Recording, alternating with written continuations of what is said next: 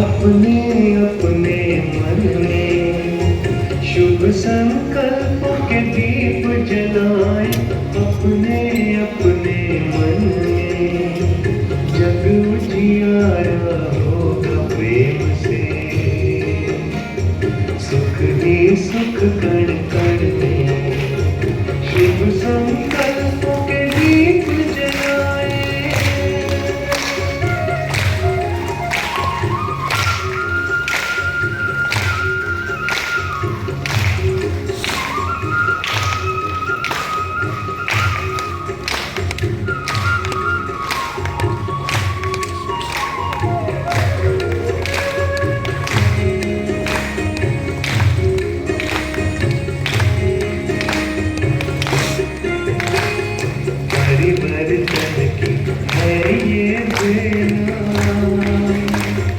ये जग बदलने वाला राजयोग का मार्ग यही है, सहज सरल निरामला दिव्यता की बन जाए मूरत, मंदिर से तन में जग उजियारा होगा प्रेम से, सुख ही सुख कर कर में शुभ संकल्पों के दीप जलाए। बहुत बहुत शुक्रिया। है योगिक खेती की विधि। योगिक खेती कैसे की जाए? मैं पहले तो योगिक खेती करने से पूर्व आपको विधि बताऊं से पूर्व आज इस सम्मानित मंच को नमस्कार करते हुए, आप सबको भी नमन करते हुए अपने थोड़े से कुछ शब्द आपके समक्ष रखूंगा। योगिक खेती का अभिप्राय है सात्विक खेती और रासायनिक खेती का अभिप्राय है तामसिक खेती। अब दो प्रकार की खेती में डिफरेंस क्या आया? हमारे इस भारत माँ के अंदर भारत माँ की पहचान पूरे विश्व पटल पर खेती के माध्यम से हुई है, क्योंकि इसका भारत की जनसंख्या का 70 से 80% खेती का व्यवहार और व्यापार है या नहीं है? इसलिए इसको कृषि प्रधान देश कहते हैं। लेकिन आज हम एक बात बहुत गहराई से सोचने में जा रहे हैं कि आज की खेती की जो हमारी खाद्यान्न पदार्थ हम पैदा कर रहे हैं उसको बाहर की कंट्री स्वीकार नहीं कर रही है, बाहर विदेशों में उसको नहीं दिया जा रहा है, शायद ये हमारे साइंटिस्ट भी जानते हैं।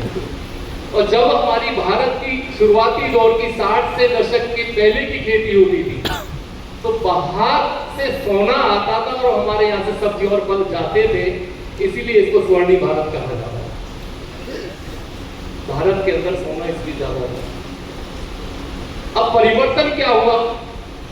उस समय की खेती में, जैसे आज मंच से देख रहे हैं हम, काफी सारी माताएं हैं, तो 3 माताओं के माध्यम से खेती की जाती थी। सबसे पहले खेती की बुआई से पहले, खेती की जुताई से पहले तारीख फिक्स की जाती थी कि इस दिन हम बुआई करेंगे। उस दिन खेती की बुआई से एक दिन पहले रात को गांव में बहुत सुंदर कार्यक्रम रखे जाते थे। दिन में बैलों को सजाया जाता था, हल की पूजा की जाती थी, रात को माताओं को बुला करके अच्छे अच्छे नए ड्रेस पहन करके देशभक्ति के गीत गाए जाते थे खेती की बुआई से पहले। ऐसा था या नहीं था हमारी भारतीय संस्कृति के अंदर? था नहीं था? आज भी है। आज वो गुप्त हो गया, गुम हो गया है, गुप्त हो चुका है। तो इसीलिए उस समय सबसे पहले पूजा होती थी माँ की, मातृशक्ति की। फिर उसके बाद इस खेती को शक्तिशाली बनाने के लिए हर घर पर एक और माँ बंधी हुई होती थी, जिसको हम गौ माँ कहते थे। इसीलिए भारत की पहचान जो है आदि देव श्री कृष्ण के पास गौ में दिखाई गई है, और जिस समय श्री कृष्ण का इस धरती पर आगमन हुआ था उस समय जनसंख्या से ज्यादा गौएं होती थी इस देश के अंदर। ऐसा भारत देश में हुआ करता था या नहीं? यस। सभी बताएंगे। अर्थात उस समय की खेती में, खेती को उपजाऊ करने में, खेती को शक्तिशाली, भूमि को शक्तिशाली बनाने में सबसे बड़ा सहयोग हमारी गौ माता का होता है, जो आज लुप्त हो चुका है। तीसरा, जब हम बुआई करते थे तो पहले हम जाकर के अपनी धरती माँ के आगे दीपक जलाते थे, पूजा करते थे, हवन करते थे, अर्थात धरती माँ की भी पूजा की जाती थी। 3 माताओं की पूजा करने के बाद बीज डाला जाता था खेती में। लेकिन आज परिवर्तन हुआ, इसलिए वो खेती सात्विक होती थी, क्योंकि हर व्यक्ति का मन शुद्ध था। पहले मातृशक्ति को नमन करके, फिर गौ माता के गौमूत्र और गौ के गोबर के द्वारा, फिर तीसरी धरती माँ की पूजा करने से व्यक्ति के, खेती करने वाले किसान के विचार बहुत शुद्ध हुआ करते थे। समय परिवर्तन हुआ। 60 के दशक के बाद इस देश की जनसंख्या बढ़ी। जनसंख्या बढ़ने के कारण हमारे यहाँ अनाज का उत्पादन कम हुआ, बाहर से अनाज आता था। इसलिए भारत की सरकार ने, भारत की गवर्नमेंट ने हमारे साइंटिस्टों को बुलाया, कृषि अधिकारियों को बुलाया, बोला कि किसी भी प्रकार भारत के अंदर अन्न का उत्पादन बढ़ाया जाए। तो हमारे भारत के अंदर कृषि वैज्ञानिकों ने बाहर से यूरिया, अनेक प्रकार की खेती को, उपज को बढ़ाने के लिए दवाइयां मंगाई। अब जो यूरिया हमारे यहाँ आया तो हमारे भारत देश का किसान जो धार्मिक प्रवृत्ति का था उसमें उसको स्वीकार नहीं करता था, मना कर दिया करता था। तो गवर्नमेंट ने क्या किया, काफी सारी सब्सिडी दी, फिर बिना पैसे के यूरिया देने का प्रयास किया, लेकिन फिर भी भारत देश के किसानों में इसको नहीं होता। बोला ये तो गौ की हड्डियों से बनता है, इसको हम नहीं डालेंगे खेती में। बिल्कुल मना कर दिया, विरोध किया। लेकिन कृषि साइंटिस्टों ने शाम को या सुबह चुपके से कुछ किसानों की खेती में जाकर के इसका प्रयोग किया। जब खेती की उपज बढ़ती हुई देखी तो किसान के अंदर एक नकारात्मक चीज घर कर गई उस खेती की उपज को देख करके, जिसको कहते हैं इच्छा। उस इच्छा के कारण हमारे इस देश के किसानों ने उस यूरिया को अपने खेती के अंदर प्रयोग करने के लिए ओट लिया। और ओटा ही नहीं, जितना खेती को, जमीन को जरूरत थी उससे 10 गुना ज्यादा डालना शुरू कर दिया। और उस समय खेती, क्योंकि पहले रासायन मुक्त थी, खेती शक्तिशाली थी और उस रासायन के जहर को सहन कर पाई, इस कारण से उसका उपज फिर भी बढ़ता चला गया। लेकिन धीरे धीरे रसायन का ज्यादा उपयोग होने से हमारी खेती के अंदर उपज करने की शक्ति खत्म हो गई, जिसके कारण आज किसान यूरिया ज्यादा डाल रहा है और उपज हमारी धीरे धीरे कम होती जा रही है, क्योंकि हमारी जमीन शक्तिशाली नहीं रही। अब जरूरत है इस जमीन को शक्तिशाली बनाने के लिए। तो मेरे प्यारे किसान साथियों, मेरी मातृशक्ति माताओं, आज एक चीज प्रण कर ले इस सभा में आकर के। सबसे पहले हम जिस माँ को हमने ठुकरा दिया है, जिस माँ को हमने सड़कों पर कटने के लिए डाल दिया है, जिस माँ को हम घर पर बांधते नहीं है, उसको बांधना शुरू कर दीजिए ला करके, अर्थात गौ पालना शुरू कर दीजिए। और दूसरा हमने और क्या किया, समय की परिवर्तन होने के कारण जब हमने रसायन का उपयोग किया, अर्थात हम रसायन से पैदा किया हुआ तामसिक अन्न खाने लगे, जिसके कारण से हमारा मन दूषित हो गया। और मन ही दूषित नहीं हुआ, हमारा ये तन भी दूषित हो गया, इसमें भी कई प्रकार की बीमारियां आ गई। मन दूषित होने के कारण जब किसान हमारा 60 के दशक से पहले आप देख लीजिए, दान में जमीन दे दिया करता था, नाई को, पंडित को, कुम्हार को, कभी भी वो पैसे नहीं देता था, जमीन या अन्न फ्री में दिया करता था। लेकिन जब 60 के दशक के बाद हमने ये तामसिक अन्न शुरू किया खाना, तो हमारा मन बिगड़ गया। उस मन के बिगड़ने के कारण जो 100 लोगों का परिवार इकट्ठा खेती करता था, अब खेती के बंटवारे हो गए। अगर हमारी खेत की बैंड भी थोड़ी सी पानी की टेढ़ी हो गई तो उसके लिए हम गोलियां और लाठियां चालू कर देते हैं, मानसिक तनाव के कारण, मन की स्थिति बिगड़ने के कारण, जिसके कारण से किसान का आज 25% जो आमदनी का खर्चा है वो झगड़े के कारण कोर्ट और कचहरी में वकीलों के पास चला जाता है, जिसके कारण से किसान की खर्चे बढ़ गए। दूसरा हमने क्या किया, जब हमारा तन बिगड़ने लगा, इसके अंदर आज कैंसर, ब्लड प्रेशर, शुगर आदि आदि बीमारियां पैदा हो गई, ये तामसिक अन्न से पैदा हुई है मेरे साथियों। अब इस तन को तंदुरुस्त करने के लिए, स्वस्थ रखने के लिए हम 25% अपनी इनकम का खर्चा मेडिकल के अंदर लेकर के आते हैं। जब 50% खर्चा किसान का ये फ्री में बढ़ गया है, तो किसान की आमदनी तो उतनी ही रही है, लेकिन खर्चा बढ़ गया, जिसके कारण से किसान के पास आज धन नहीं है, किसान गरीब का गरीब रह गया है मेहनत करने के बावजूद। फिर तीसरी बात हम देखते हैं, जब किसान खेती करने के बाद बीज लाने के लिए जाता है, तो बीज लेने के टाइम एक मन में नकारात्मक विचार पैदा हो जाता है। बीज लेते टाइम बीज के एजेंट से कहता है, एजेंसी से कहता है, मेरे को आप ये जो बीज दे रहे हो ना, इस बीज के बाद, बोने के बाद अगर कोई रोग लग जाता है, तो इसको रोग को खत्म करने के लिए मारने की कोई दवाई और दे दीजिए। तब किसान को वो बीज एजेंट बड़ी बड़ी कीमती दवाइयां दे देता है, उस दवाइयों को मारने के विचार से खरीदा है। बीज के अंदर भी जब, क्योंकि जैसा मन होता है वैसा ही अन्न हो जाता है। बीज को लेकर जब हम ट्रैक्टर पर रख देते हैं, तो ट्रैक्टर के ऊपर भी हम जो गीत बजाते हैं वो भी नकारात्मक होते हैं, जिसके कारण से कंप्लीट मनोवृत्ति हमारी नकारात्मक हो जाती है, तामसिक हो जाती है।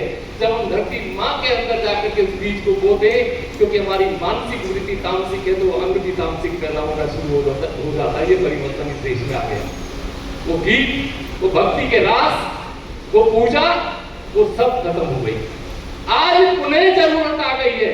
प्रजापिता ब्रह्मा कुमारी ईश्वरीय विश्वविद्यालय भारत सरकार का जो प्रोजेक्ट है जैविक खेती का, जीरो बजट की खेती का, उसको ठीक रीति से कैसे लागू किया जाए, उसके लिए जब तक भारत भूमि पर खेती करने वाले किसान के चरित्र का निर्माण नहीं होगा, तब तक वो खेती शुद्ध पैदा अन्न नहीं देगी ये धरती पर।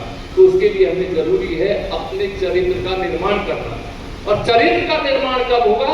जब हमारे इस राजयोग का उपयोग करेंगे। राजयोग का उपयोग करेंगे तो इसको ही योगी खेती कहा जाता है, क्योंकि गीता के अंदर सर्वप्रथम शब्द ये है, अर्जुन मुझे इस संसार में सबसे ज्यादा प्यारे जो लोग हैं वो है कर्मयोगी, और कर्मयोगी किसानों से बड़ा कोई और इस दुनिया में हो ही नहीं सकता। और इस दुनिया के अंदर ऋषि और कृषि की जो परिभाषा है, मेरे जहां तक ख्याल है, ऋषि सबसे सर्वोत्तम ऋषि अगर इस देश में है तो वो हमारे देश का किसान। औद्योगिकरण के अंदर रेगुलर माल बनता है, मार्केटिंग होती है और रोजाना पैसे आ जाते हैं अकाउंट में, लेकिन किसान को 6 महीने तक अपने पैसों का इंतजार करना पड़ता है। खेती के अंदर होता है, काटता है, बेचता है, फिर उसके बाद पैसा आता है। इसलिए किसान सबसे बड़ा संतुष्ट और धैर्यवान व्यक्ति है। तो मैं ऐसे किसान के आगे नमन करते हुए क्या करना है हमें? अब हमें एक देसी गाय पालनी है, और जो देसी गाय है लगभग 20 बीघा जमीन के लिए हमें घर के अंदर ही जैविक तरीका जो हमारे साइंटिस्ट बता रहे हैं आज, उसको बना सकते हैं। कहीं भी मार्केट से आपको जैव खस खरीदने की जरूरत नहीं पड़ेगी। उसके लिए आप लगभग एक देसी गाय लीजिए, देसी गाय को पालिए, और जो गाय दूध नहीं देती वो दूध के बजाय उसका गौमूत्र इतना शक्तिशाली हो जाता है, वो ज्यादा उपयोगी होता है खेती के लिए। इसलिए कभी ये मत सोचिए कि मेरी गाय दूध नहीं देती, इसको छोड़ दीजिए। मेरे प्यारे साथियों, वो दूध ना देने के बाद भी आपकी खेती को, आपके जीवन के रक्षक बनकर के सेवा करती है गौ। तो हमें क्या करना है? एक 20 बीघा जमीन के लिए, मैं भी 1 एकड़ जमीन के लिए आपको बता रहा हूं क्या विधा अपनानी है लगभग, क्योंकि कोई तराजू नहीं रखनी है। हमें जैव रस बनाना है, उसके लिए फिर बीज अमृत बनाना है, उसके लिए फिर हमें जो हम थोड़ा बहुत अगर पैदा होता है, क्योंकि हमारे मन कमजोर हो चुका है कि कहीं बीमारी ना लग जाए, तो उसके लिए हमें घर में ही देसी गाय और नीम के पेड़ के माध्यम से ऐसी दवाइयां बनानी है जिसका स्प्रे करने से आपकी खेती को रोग नहीं लगेगा, नहीं लगेगा, नहीं लगेगा। तो 1 एकड़ जमीन के लिए लगभग आप 200 लीटर प्लास्टिक का ड्रम ले लीजिए, उसमें 5 पंचगव्य अमृत मशहूर होता है, तो उसमें आप लगभग 10 लीटर गौमूत्र, 10 किलो देसी गाय का गोबर, 2 किलो देसी गुड़, अगर देसी गुड़ नहीं मिलता है तो 15 लीटर गन्ने का रस निकाल लीजिए, निकलवा लीजिए। इसके बाद 2 किलो अगर देसी चने का आटा मिल जाए, अगर आटा नहीं है, आप किसान हैं, आपने देसी कोई भी आपके घर में अन्न है, दलहन है, उसको पीस लीजिए। और एक पुराने पेड़ की नीचे की मिट्टी, अगर आपको पीपल के पेड़ के नीचे की मिल जाए या जो भी पुराना पेड़ आपके गांव में हो, वहां से मिट्टी ले लीजिए, एक मुट्ठी लगभग 1 किलो के आसपास। ये 5 चीजें ला करके इस ड्रम में रखें, ड्रम को छांव में रखना है और इसके ऊपर एक कपड़ा बांधे, पहले उसमें पानी भर दे 200 मिलीलीटर पूरा और उसके ऊपर एक कपड़ा बांध दे। एक डंडा लेना है, क्या लेना है, उसको सुबह और शाम खोलना है। सुबह शाम खोलने के बाद उस डंडे को क्लॉकवाइज हिलाना है, घुमाना है। अब इसके पीछे राज है बहुत गहरा। ये जैव विधा बनाने का यहां तक का तरीका तो आज हमारे कृषि वैज्ञानिक भी बता रहे हैं, लेकिन ब्रह्मा कुमारी जिसमें और चीज ऐड करते हैं वो है योग। क्योंकि इस दुनिया में जब डॉक्टर से दवाई लाते हैं, डॉक्टर भी क्या कहता है, दवाई तो हम दे रहे हैं, लेकिन दवाई का असर ज्यादा हो उसके लिए ऊपर वाले की कृपा चाहिए या आपकी दुआएं चाहिए। ये शब्द डॉक्टर भी कहते हैं, मेडिकल साइंस भी मानता है इस बात। तो हमें उसमें 7 विचार प्रवाहित करने हैं, 7 संवेदनाएं उस अमृत को डेली डालनी है, देनी है। तो वो कैसे दी जाएगी? क्योंकि आप सभी जानते हैं जब मेरे मोबाइल का बैटरी डाउन हो जाए तो हम किससे कनेक्शन लगाते हैं? पावर से। और पावर कहां से आती है? पावर हाउस से। तो इसी प्रकार जब आत्मा जन्म लेते लेते नकारात्मक कर्म करते करते शक्तिहीन बन जाती है तो उसको जरूरत पड़ती है परमात्मा से कनेक्शन जोड़ने की। तो सबसे पहले उस समय हम परमात्मा से कनेक्शन जोड़े और परमात्मा की जो दी हुई हमारे पास शक्तियां हैं, प्रेम है, शांति है, सुख है, ज्ञान है, पवित्रता है, शक्ति है और आनंद है, इन शक्तियों को परमात्मा से लेकर के डंडा हिलाते हुए एक विजन क्रिएट करें, एक सीन क्रिएट कर ले कि परमात्मा से पवित्रता की शक्ति मुझ पर आ रही है और मेरे द्वारा इस अमृत में ये शक्ति जा रही है। ये ब्रह्मा कुमारी ईश्वरीय विश्वविद्यालय योग में इस जय विधा के अंदर सिखला। दूसरे राउंड में परमात्मा से ज्ञान की शक्ति इसमें आ रही है। तीसरे राउंड में परमात्मा से शांति की शक्ति आ रही है, सुख की शक्ति आ रही है, परमात्मा की शक्ति आ रही है, परमात्मा आनंद का सागर है तो आनंद की शक्ति आ रही है। जब इसमें 7 शक्तियां हम डालेंगे सुबह और शाम, 7 दिन की देश में भागवत होगी और 7 ही दिन मनाए गए हैं। 7 दिन तक आप रोजाना सुबह शाम ये शक्तियां डालिए तो इसके अंदर ये इतना शक्तिशाली हो जाएगा। और 8वें दिन जब आप खेती में पानी लगाते हैं नमी के लिए, लगभग 1 एकड़ जमीन में इसको छोड़ दीजिए और आपकी जो जमीन के अंदर पॉजिटिव जो आपके मित्र कीटक हैं जो 80% हैं, जो रसायन डालने से वो कमजोर हो गए हैं, धरती में नीचे चले गए, जब ये टॉनिक खेती में जाता है, उनके पेट में जाता है तो वो शक्तिशाली हो जाते हैं। और वही पॉजिटिव खेत के अंदर मित्र कीट जो है वो मांसाहारी है। जब हमारा नकारात्मक कीट शाकाहारी हमारी खेती पर आएगा, जब हमारा शाकाहारी कीट मांसाहारी कीट मजबूत हो गया तो वो उनको अपनी आप खा लेता है, फिर आगे हमें किसी भी दवाई को डालने की जरूरत नहीं पड़ती। तो हमारा दवाइयों का खर्चा बच जाता है। जब किसान का दवाइयों का खर्चा बचना शुरू हो जाए, उसके बाद जब किसान शुद्ध अन्न खाना शुरू कर देता है, उसका मन शुद्ध हो जाता है और उसका तन भी स्वस्थ हो जाता है। जैसे बेंजी ने आपको छोटा सा उदाहरण सुनाया है। जब ये दोनों चीजें हमारी निरोगी हो जाएंगी, मन और तन शुद्ध अन्न से, सात्विक अन्न से, तो किसान का 50% खर्चा जो नकारात्मक चीजों में जा रहा था वो बच जाएगा और इस भारत देश का किसान सबसे साहूकार बन जाएगा। दूसरा, बीज अमृत भी इसी प्रकार बना सकते हैं। अब जब बीज लाते, बीज को संस्कार दिया जाना चाहिए। संस्कार कैसे दिया जाएगा? तो उसके लिए हमें क्या करना है? अपने बीज को ला करके, अगर आपके घर में कोई स्वच्छ और पूजा की जगह नहीं है तो प्रजापिता ब्रह्मा कुमारी ईश्वरीय विश्वविद्यालय के आज पूरे देश में हर गांव में, बड़े बड़े गांव में शिक्षा केंद्र खुले हुए हैं। अपने बीज को 3 दिन के लिए वहां बाबा का कमरा बना होगा, मेडिटेशन रूम, वहां रख दीजिए और वहां जो भी व्यक्ति आते हैं, दीदी जी उनको विचार दे देते हैं कि 3 दिन तक इस बीज को ये विचार देना है। जब उस बीज को वो विचार दिया जाता है और उस बीज के अंदर वो विचार दिया जाता है, परमात्मा की पवित्रता की शक्ति आकर के इस बीज के ऊपर आ रही है और ये बीज हमारा चमकता जा रहा है, एक दाना शक्तिशाली बन रहा है, तो उसके अंदर जर्मिनेशन पावर बढ़ा है। मेडिटेशन 3 दिन तक, और उस 3 दिन के अंदर आप घर में एक चीज और कर लीजिए, वो विचार तो हम दे ही रहे, साथ में आप लगभग 2 किलो देसी गाय का गोबर ले लीजिए, 2 लीटर गाय का दूध ले लीजिए और उसमें थोड़ा सा गाय का दूध डाल दीजिए, थोड़ा सा शहद डाल दीजिए, इसको 3 दिन तक सुबह शाम याद रहे ईश्वरीय शक्तियां जरूर डालनी है। वो ईश्वरीय शक्तियां कैसे मिलती है, कहां से मिलती है, वो आप ब्रह्मा कुमारी के केंद्र पर जाइए, वहां आपको ट्रेनिंग दे दी जाएगी कि ईश्वर की शक्ति को हम अपने अंदर कैसे ग्रहण करें और फिर अपनी खेती में उसका कैसे प्रयोग करें।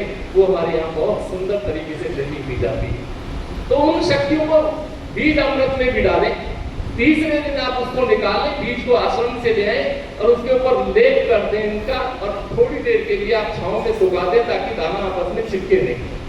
जमीन पर जाए, धरती पर जाए और धरती पर धरती माँ से थोड़ी मिट्टी लेकर के उसको माँ का स्वरूप देते हुए, हे माँ, आज तक मैंने बहुत रसायन डाल दिया है, जाने और अनजाने में, मैं तेरा बच्चा हूँ, आज मुझे ज्ञान मिल गया है, आज से मैं किसी भी प्रकार का रासायन का उपयोग नहीं करूंगा, जैव विधा गौ आधारित खेती और योगिक खेती ही करूंगा, इसलिए तुम मुझे इतना अन्न देना जो मेरे परिवार का गुजारा हो सके और तेरे दिया हुआ जो उपज अन्न जिसके मुंह में जाए वो निरोगी बन जाए।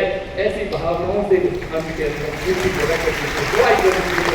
देखिए आप कितना शक्तिशाली बन जाएंगे।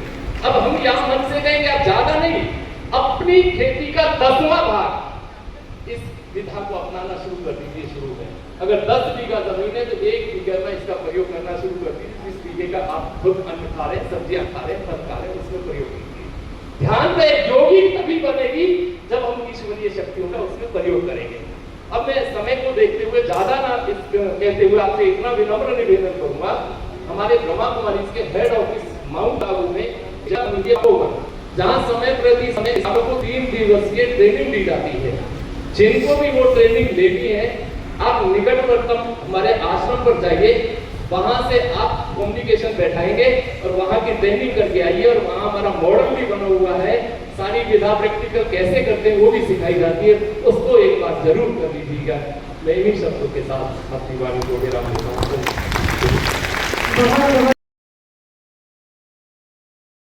ओम शांति। आध्यात्मिक ऊर्जा से ओतप्रोत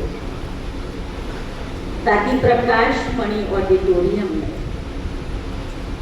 जिस चीज की इस देश और समाज को आवश्यकता है, हमारा देश का किसान आत्मनिर्भर बने, ऐसे एक जटिल विषय को लेकर के इस सम्मेलन का आयोजन किया है। और उस सम्मेलन के अंदर हमारे दिल्ली क्षेत्र के, हरियाणा से पधारे हुए वो विशेष प्रतिभाएं जिसको हम कहते हैं कि देश की रीढ़ की हड्डी के समान ये विशेष वर्ग किसान वर्ग है।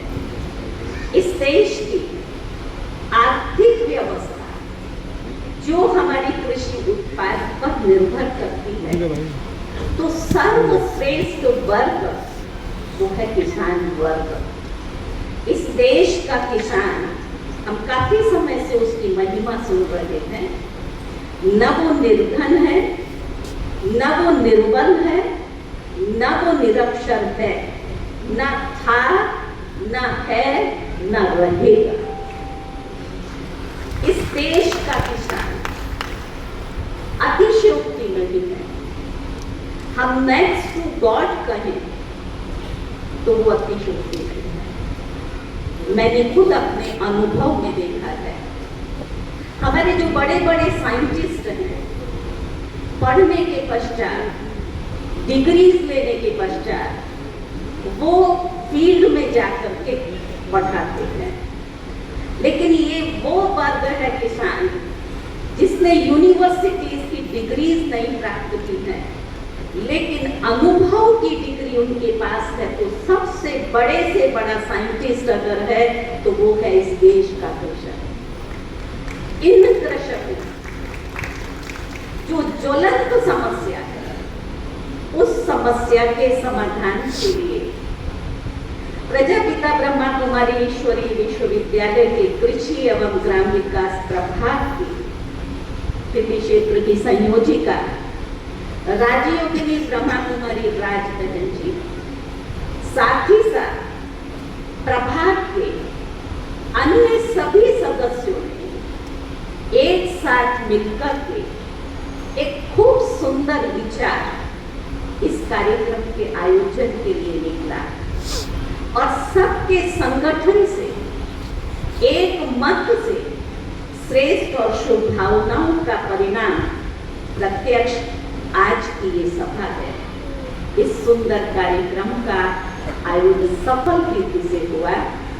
ऐसे कार्यक्रम के मंच पर सर्व अति सम्माननीय माननीय वक्तागण, सभा में उपस्थित आप सर्व किसान भाई बहने, हमारी मातृशक्ति। जैसा कि हम जानते हैं कि इस भारत देश की जो संस्कृति है वो सबसे महान संस्कृति है। आदि में कई हम अपने पूर्व वक्ताओं से बहुत अच्छी अच्छी बातें इस विषय पर सुन चुके हैं। तो आदि हमारी कृषि संस्कृति थी, जिसको कहा जाता था ऋषि कृषि। जिस समय वहां की प्रकृति सर्वप्रधान थी, खेतों में हरियाली थी, हर कृषक के मन में खुशहाली थी। उसका कारण था कि जो कृषि करने वाला कृषक था वो ऋषि था। ऋषि का तात्पर्य जंगल में साधना करने वाला, चटाई ग्रहण करने वाला नहीं, लेकिन जिसके पवित्र प्रकंपन थे, जिसको मां धरती के लिए संवेदना थी, जिसको प्रकृति से अटूट प्यार था। जैसा राजेंद्र भाई ने अभी सुनाया, गौ माता से प्यार था। उस गोपाल के गोकुल में जहां सुंदर गाय होती थी, ऐसे सुंदर दुनिया में जो कृषि थी वो सर्वश्रेष्ठ थी। और यही कारण है कि उस समय के वर्ग को कहा जाता था स्वर्ग, अर्थात जहां देवी देवताएं निवास करते थे। देवता का अर्थ है हर मानव के मन में देने का विचार था, हर मानव के अंदर सद्भावना, प्रेम भावना, ऐसा वहां का सुंदर समाज था। लेकिन उसका आधार था वहां की जो कृषि थी वो ऋषियों के द्वारा उसका उत्पादन होता था। पवित्र शुद्ध अन्न को जब ग्रहण करते थे तो उस अन्न को ग्रहण करने के बाद उनके जो मन के विचार थे वो भी शुद्ध और श्रेष्ठ थे। ऐसी इस देश की उत्तम कृषि थी। कहा जाता है उत्तम कृषि, मध्यम व्यापार और निश्चित नौकरी। आज धीरे धीरे नीचे उतरते उतरते जो देव था, जो ऋषि था, वो मानव बना। फिर भी संस्कृति श्रेष्ठ रही, भारत समृद्ध और सुखी था। परंतु शनै शनै चार काल चक्र में परिवर्तन आया। कलयुग में हमने प्रवेश किया। कलयुग में भी 17वीं शताब्दी सुधी तक 17वीं सदी तक ये भारत समृद्ध था, विश्व व्यापार का केंद्र था। सारे विश्व की संपत्ति में से 56% वो संपत्ति भारत के पास थी। आज भी भारत में खनिज है, यहाँ से जो सोना, हीरे मोती अथवा दालें, अनाज, मसाले इन सब का निर्यात होता था और उसके बदले में भारत उनों से सोना प्राप्त करता था। ऐसा ये स्वर्णिम भारत था। आज में इस देश में 21,000 टन सोना है। 4,000 टन सोना तो केवल मंदिरों में पड़ा है।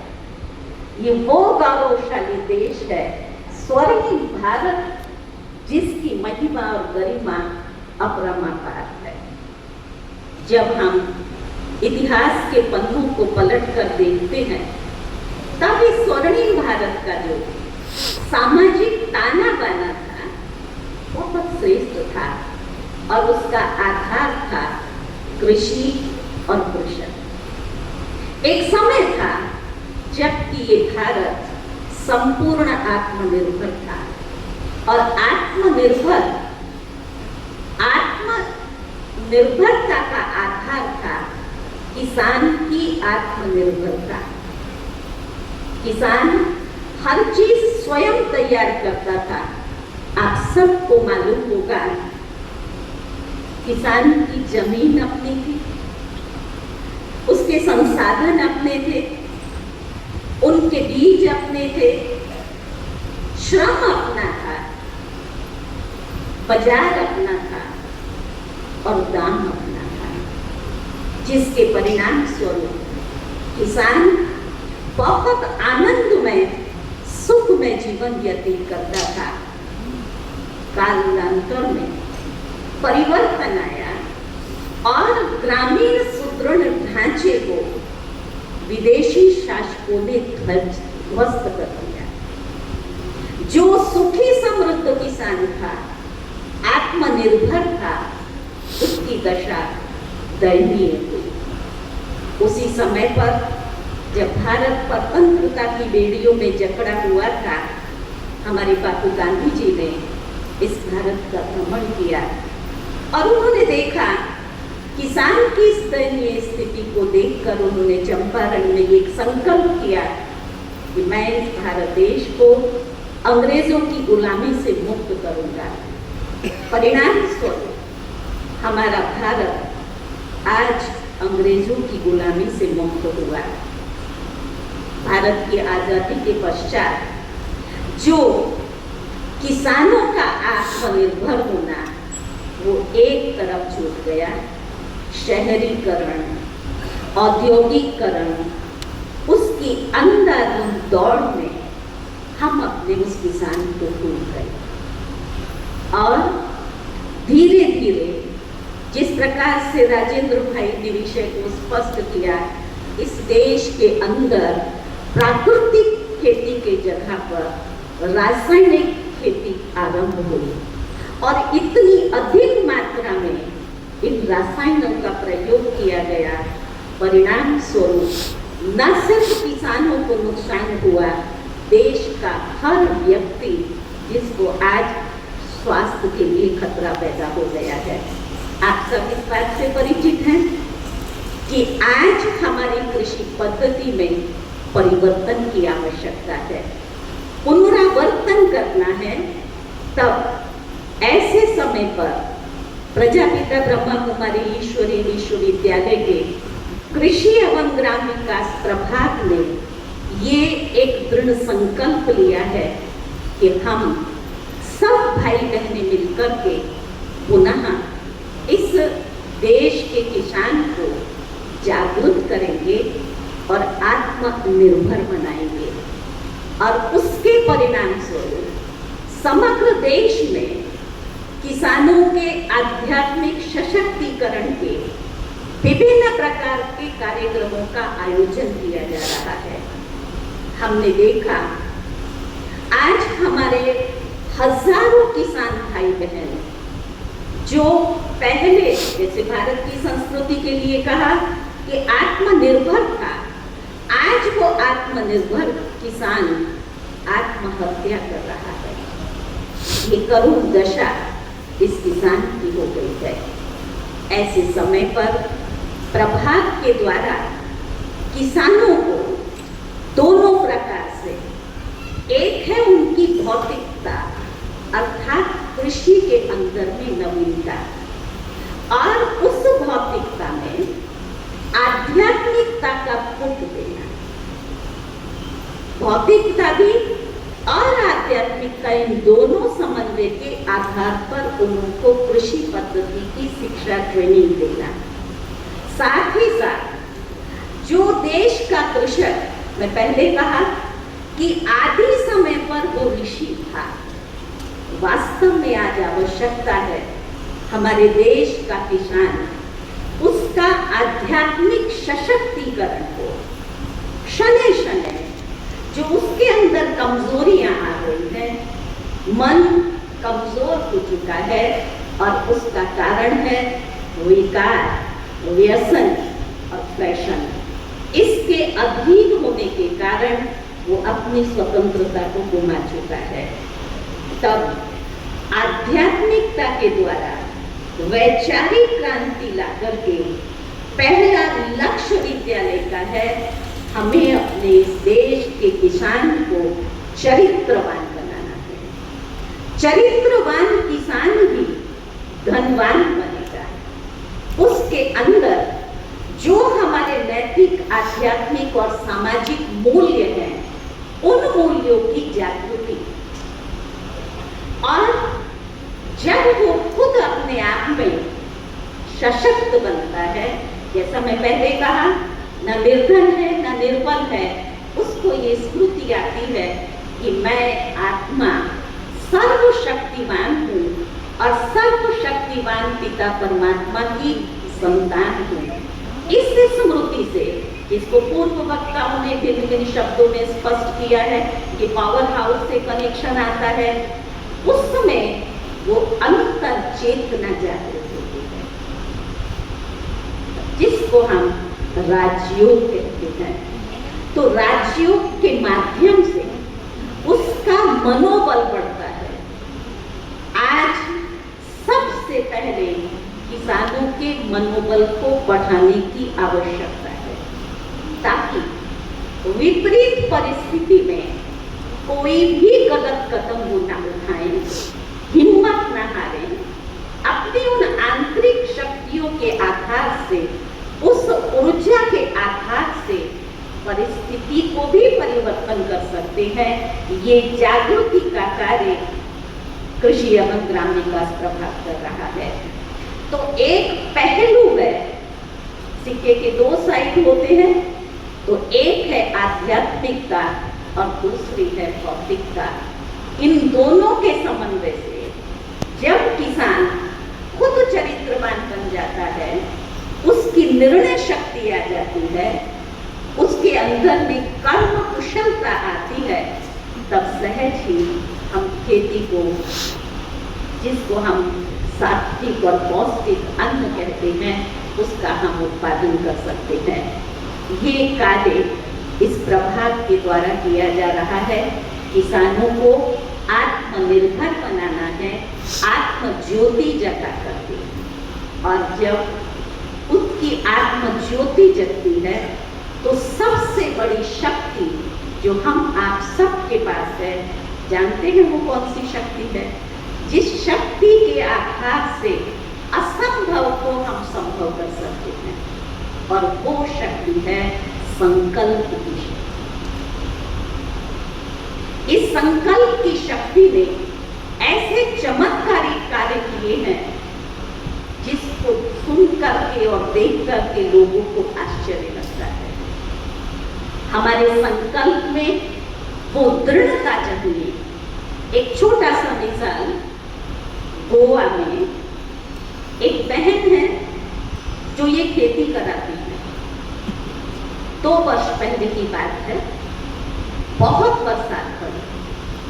उन्होंने अपना अनुभव सुनाया कि 8-10 दिन पहले ही खेत में धान की पौध लगाई और 10 दिन के बाद में इतनी बरसात पड़ी, बोला 1 दिन, 2 दिन, 8 दिन, 15 दिन तक लगातार तेज बारिश हुई और खेतों में घुटने तक पानी भर गया। बोले मैंने हर रोज सुबह शाम वो शुभ भावना का एक दीप प्रज्वलित किया। सबसे पहले मैंने उस ईश्वर परमात्मा को कहा, हे प्रकृतिपति, मैंने तेरे छोटे छोटे बच्चों को इस प्रकृति मां की गोद में सौंपा है। तेरा फर्ज है इन बच्चों को वो शक्ति प्रदान करना जो इस विपरीत परिस्थिति में भी ये जी सके। बच्चों के साथ बात किया कि हे बच्चों, तुम मां की गोद में हो, परमात्मा की उस शक्तिशाली छत्र छाया में हो, तुमको कुछ नहीं होगा, तुम सिर्फ अपनी मां की गोद को नहीं छोड़ना। सकारात्मक विचार लगातार उनको देती रही। 15 दिन के बाद बरसात पूरी हुई और 4-5 दिन में खेतों से पानी कम हुआ। जब उन्होंने जाकर के देखा तो चारों तरफ की खेती नष्ट हो चुकी थी। केवल यही एक खेत था जिसमें वो बच्चे अर्थात धान की पौध सही कर। ये चमत्कार नहीं, ये संकल्प की शक्ति का परिणाम है। आप चाहे वो कर सकते हैं, लेकिन जब मानव में स्वार्थ और लोभ की वृत्ति पैदा होती है जो हमारे चरित्र का पतन करती है। आज इस बात से भी आप परिचित हैं, हमारे काफी भाई बहनें ऐसी दवाइयों का प्रयोग कर रहे हैं लोभ और स्वार्थ पर, जिससे अनेकों का जीवन लीला समाप्त हो रही है। वो पॉइजन खा करके, तो वो जो एक कर्म का सिद्धांत आपने लोभवश किया, ऐसा पॉइजन डाला जिससे व्यक्ति का जीवन समाप्त हो गया, उसका परिणाम कि आज हमारे किसान सुखी और समृद्ध नहीं बन रहे हैं। हम उनको अच्छी रीति से जानते हैं कि सबसे ज्यादा अगर कड़ी मेहनत करने वाला है तो किसान है। सिर्फ हमें अपने आंतरिक विचारों को, जो आत्मा को परवश किए हुए हैं, चाहते हुए भी वो कर्म कर रहे हैं, उनसे मुक्त करने के लिए केवल राजयोग का अभ्यास करिए। हमारा ये भारत जो स्वच्छ और स्वर्णिम भारत था, पुनः इन किसानों के द्वारा ही ये भारत स्वर्णिम बनेगा और विश्व गुरु बनेगा। विश्व गुरु बनाने में सबसे महत्वपूर्ण स्थान है तो वो कृषक होता है। क्या आप इस बात को स्वीकार करते हैं? आप जब सात्विक अन्न उगाएंगे तो ऑटोमेटिक खाने वाले व्यक्ति के विचार भी शुद्ध और शांत बनेंगे। तो आज जो समाज में हिंसा, वैर, विरोध बढ़ रहा है, उस परिस्थिति को हम समाप्त कर सकते हैं। ये चाबी, ये की किसानों के हाथ में है। इसलिए सात्विक और पौष्टिक अन्न का हम उत्पादन करें ताकि हमारा देश आत्मनिर्भरता के साथ साथ सशक्त और स्वर्णिम बने।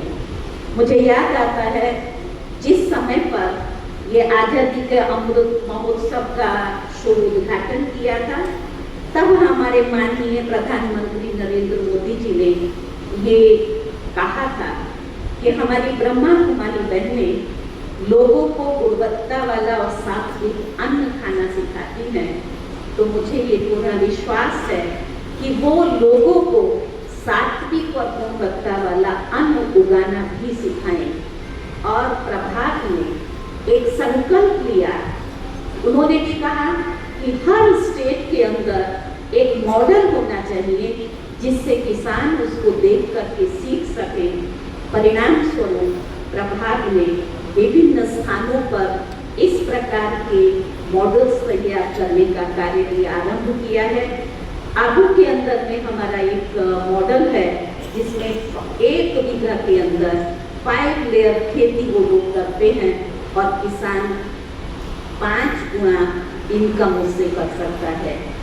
जून मास में माउंट आबू में एक कॉन्फ्रेंस थी जिसके अंदर 6 यूनिवर्सिटीज के वाइस चांसलर्स थे, अनेक हमारे कृषि अधिकारी थे, बॉम्बे नाबार्ड बैंक की तरफ से वहाँ के 10 अधिकारी थे, वहाँ के चेयरमैन थे।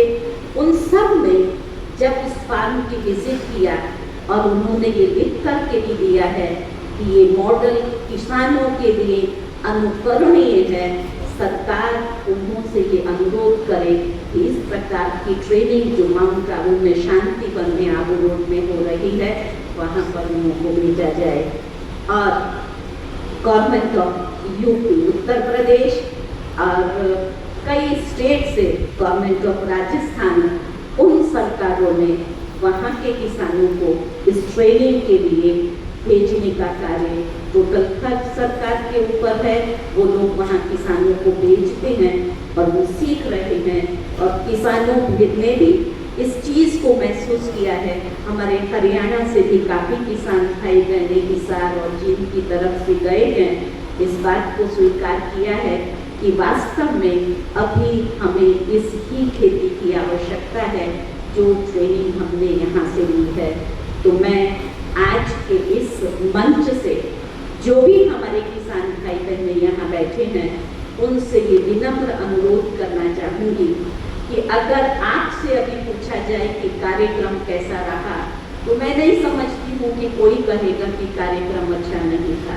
कार्यक्रम कैसा लगा? बहुत अच्छा लगा, लेकिन हम बहुत अच्छा इसको तब कहेंगे जब आप में से किसान भाई बहन इसकी ट्रेनिंग लेने के लिए माउंट आबू में भी जा सकते हैं, आबू रोड में है, अथवा आप अपने स्थान पर भी ट्रेनिंग का आयोजन करेंगे। हमारे फैकल्टी मेंबर्स वहाँ आकर भी आपको ये ट्रेनिंग देंगे। तो ये हमारे किसान आत्मज्योत आध्यात्मिक ज्योत जब जगेगी तो ज्योत से ज्योत जगती है और दीपमाला तैयार हो जाती है। ठीक इसी प्रकार से धीरे धीरे होते होते समग्र भारत देश पुनः प्राकृतिक खेती को करना आरंभ करेगा और उसमें आप सबका एक विशेष सहयोग रहेगा। तो आप प्रेरणा के स्रोत बने जिससे अनेकों को प्रेरणा मिले। ऐसी श्रेष्ठ शुभ और मंगल कामनाओं के साथ मैं अपनी वाणी को विराम देती हूँ। ओम शांति। हे भगवान, मैं लुट गया। इस साल की मेरी पूरी फसल बर्बाद हो जाएगी क्योंकि बारिश भी कम हो रही है और फसल में कीड़े भी लग गए हैं। मेरे पास पैदावार बढ़ाने के लिए कोई साधन भी नहीं है। हे मेरे प्रभु, अब आप ही कुछ कीजिए।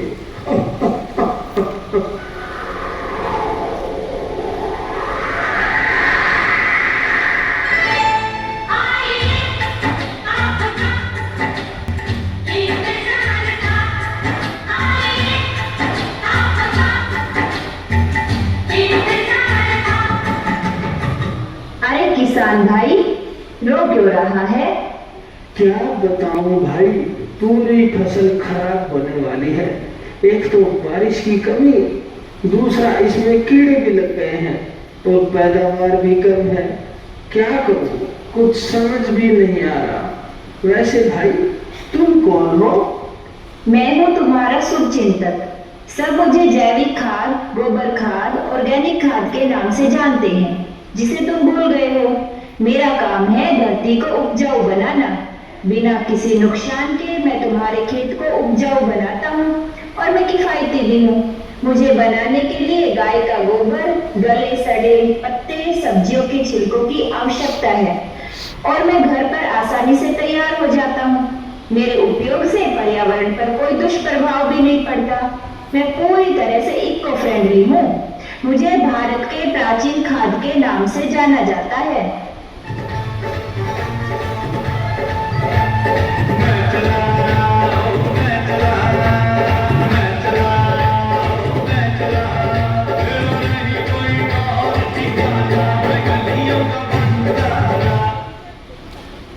ए भाई लोग, क्या कर रहे हो रे तुम इधर?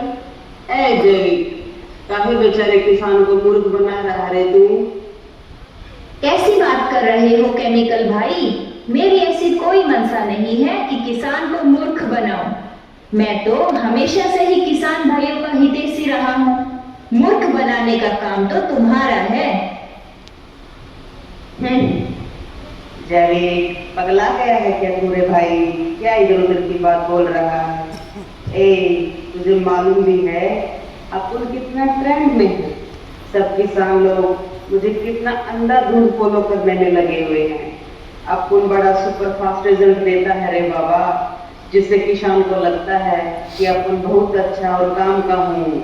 लेकिन इन बेचारों को क्या मालूम कि अपन धीरे धीरे इनके खेत की उपजाऊ शक्ति को खत्म कर देता हूँ और पर्यावरण को भी काफी नुकसान पहुंचाता हूँ। और तो और अपन को घर पर बिल नहीं बनाया जा सकता। कितना महंगा हूँ मैं। तो भाई ये सब तो मैं जानता हूँ, तुम कितने नुकसानदायक हो।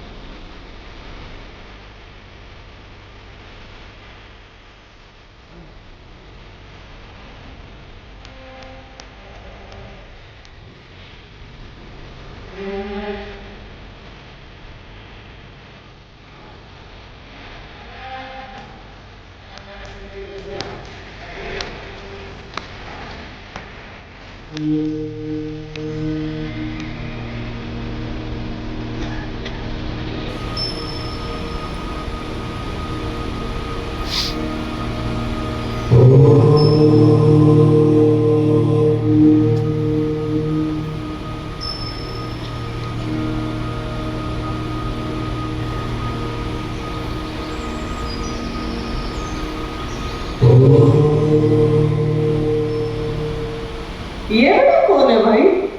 ये राजकुमार यौगिक है, जो डायरेक्ट परमात्मा के आशीर्वाद से प्रकट हुए हैं। इनका और मेरा बहुत पुराना साथ है। बीड़ू, वो कैसे? जब किसान भाई हमें खेत में प्रयोग करने के बाद यौगिक की शक्तियों को खेत में विधि विधान द्वारा प्रयोग करते हैं, तब खेत की उपजाऊ शक्ति बढ़ने के साथ साथ कीट पतंगे भी खत्म हो जाते हैं और मनचाही पैदावार ली जा सकती है, वो भी बिना कोई पैसा खर्च करे, क्योंकि मैं तो सस्ता हूँ ही और यौगिक के भी कोई पैसे नहीं लगते। अपन भी तो इफेक्टिव है ना रे, और नए आधुनिक युग में अपन का बोलबाला भी है।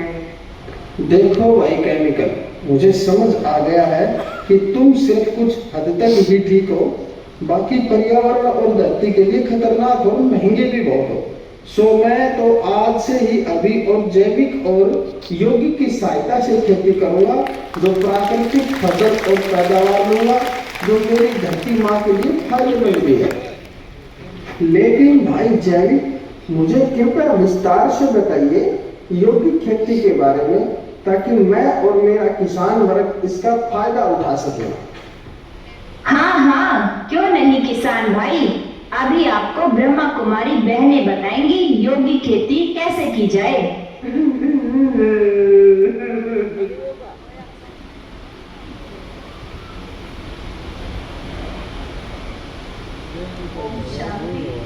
आप सबने जो स्किट देखी, जिसमें किसान की दयनीय दशा को दर्शाया गया है कि किस प्रकार आज का किसान अंधाधुंध केमिकल डालकर ज़्यादा पैदावार प्राप्त करना चाहता है, जिसके परिणाम स्वरूप भयानक बीमारियां भी बढ़ती जा रही हैं। तो आप सभी किसान भाइयों से नम्र निवेदन है कि आप शाश्वत यौगिक खेती अपना करके और अपने पैदावार को भी बढ़ा सकते हो और अपनी धरती माँ को भी उपजाऊ बना सकते हो, और जिसके परिणाम स्वरूप हमारे स्वास्थ्य को भी जो है प्राप्त कर सकते हो। धन्यवाद। ओम शांति।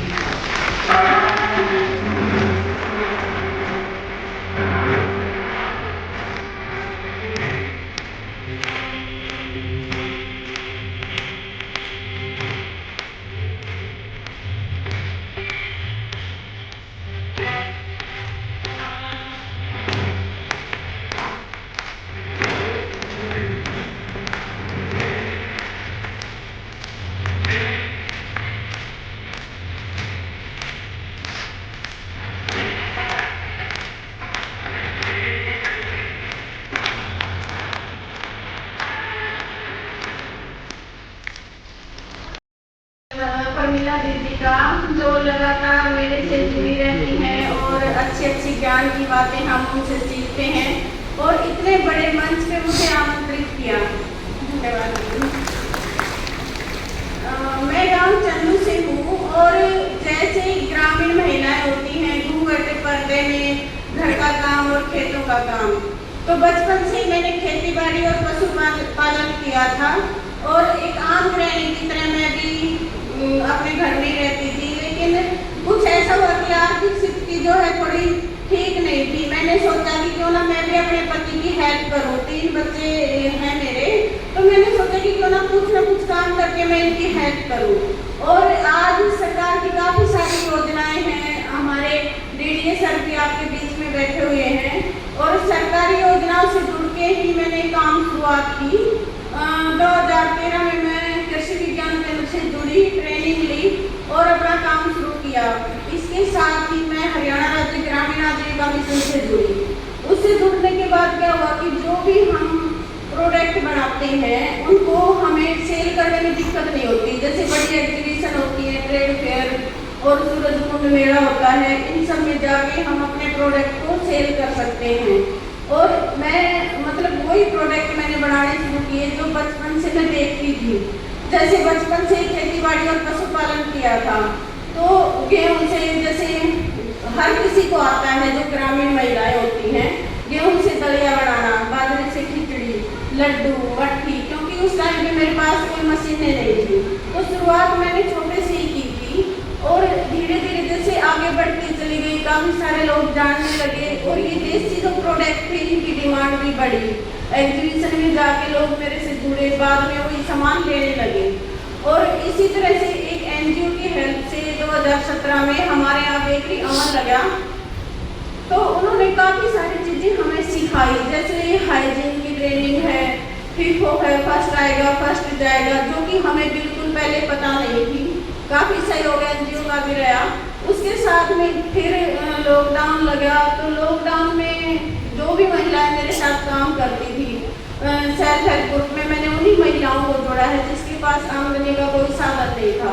उनके हस्बैंड की उस टाइम पे नौकरियां छूट गई, वो घर पे बैठ गए और महिलाओं ने अपने घर की बागडोर संभाली और हमने लोगों को अच्छे अच्छे प्रोडक्ट उनकी डिमांड के अनुसार बना कर दिए।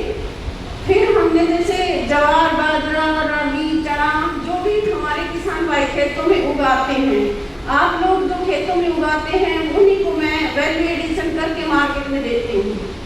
तो यही प्रोडक्ट आज लोग जो है काफ़ी पसंद भी करते हैं और आज हमारे जो प्रोडक्ट हैं ग्रामीण महिलाओं द्वारा बनाए हुए 5 स्टार से लेकर विदेशों तक पहुँचे हुए हैं। इसके साथ ही हम जो है लोगों की डिमांड के अनुसार भी प्रोडक्ट बना के देते हैं। आज जो महिलाएं मेरे साथ जुड़ी हुई हैं 7 से 8 हज़ार रुपये महीना कमाती हैं और अलग अलग देश के हिस्सों से महिलाओं के मेरे पास फोन आते हैं।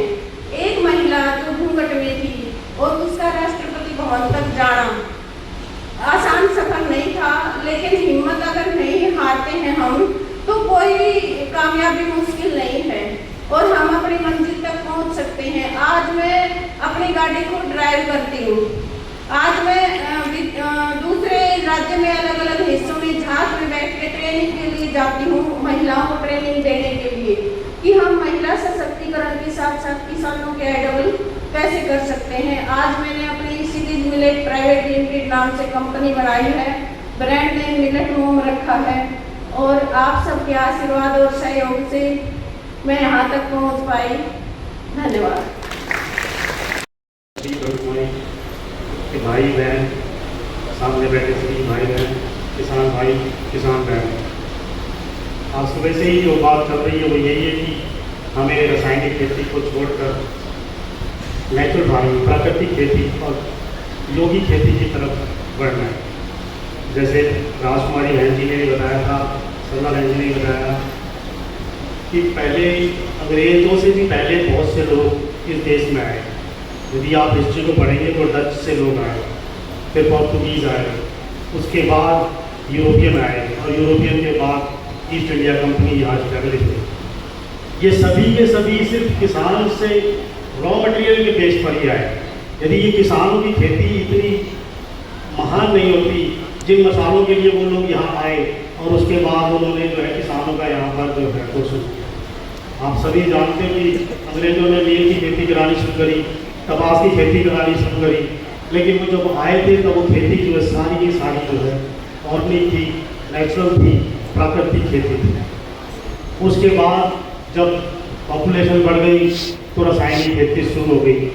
जब लगा कि भाई अब हम गुणवत्ता की तरफ चलना चाहिए, शारीरिक नुकसान हमें होने लगे, घरों में कैंसर जैसी बीमारियां भी आज आम हो गई है, तब हमने सोचा चलो एक समन्वित कीट प्रबंधन, समन्वित उर्वरक प्रबंधन की तरफ चलते हैं, यानी कि रसायन और ऑर्गेनिक को दोनों को मिलाते हैं और कोशिश ये करते हैं कि रसायन कम डालें और ऑर्गेनिक ज़्यादा करें। फिर देखा कि इससे भी कोई हल नहीं निकलेगा तो ऑर्गेनिक की तरफ बढ़े। ऑर्गेनिक में ये था कि भाई हम खाद या मैन्योर का प्रयोग करें या वर्मी कंपोस्ट बनाएं।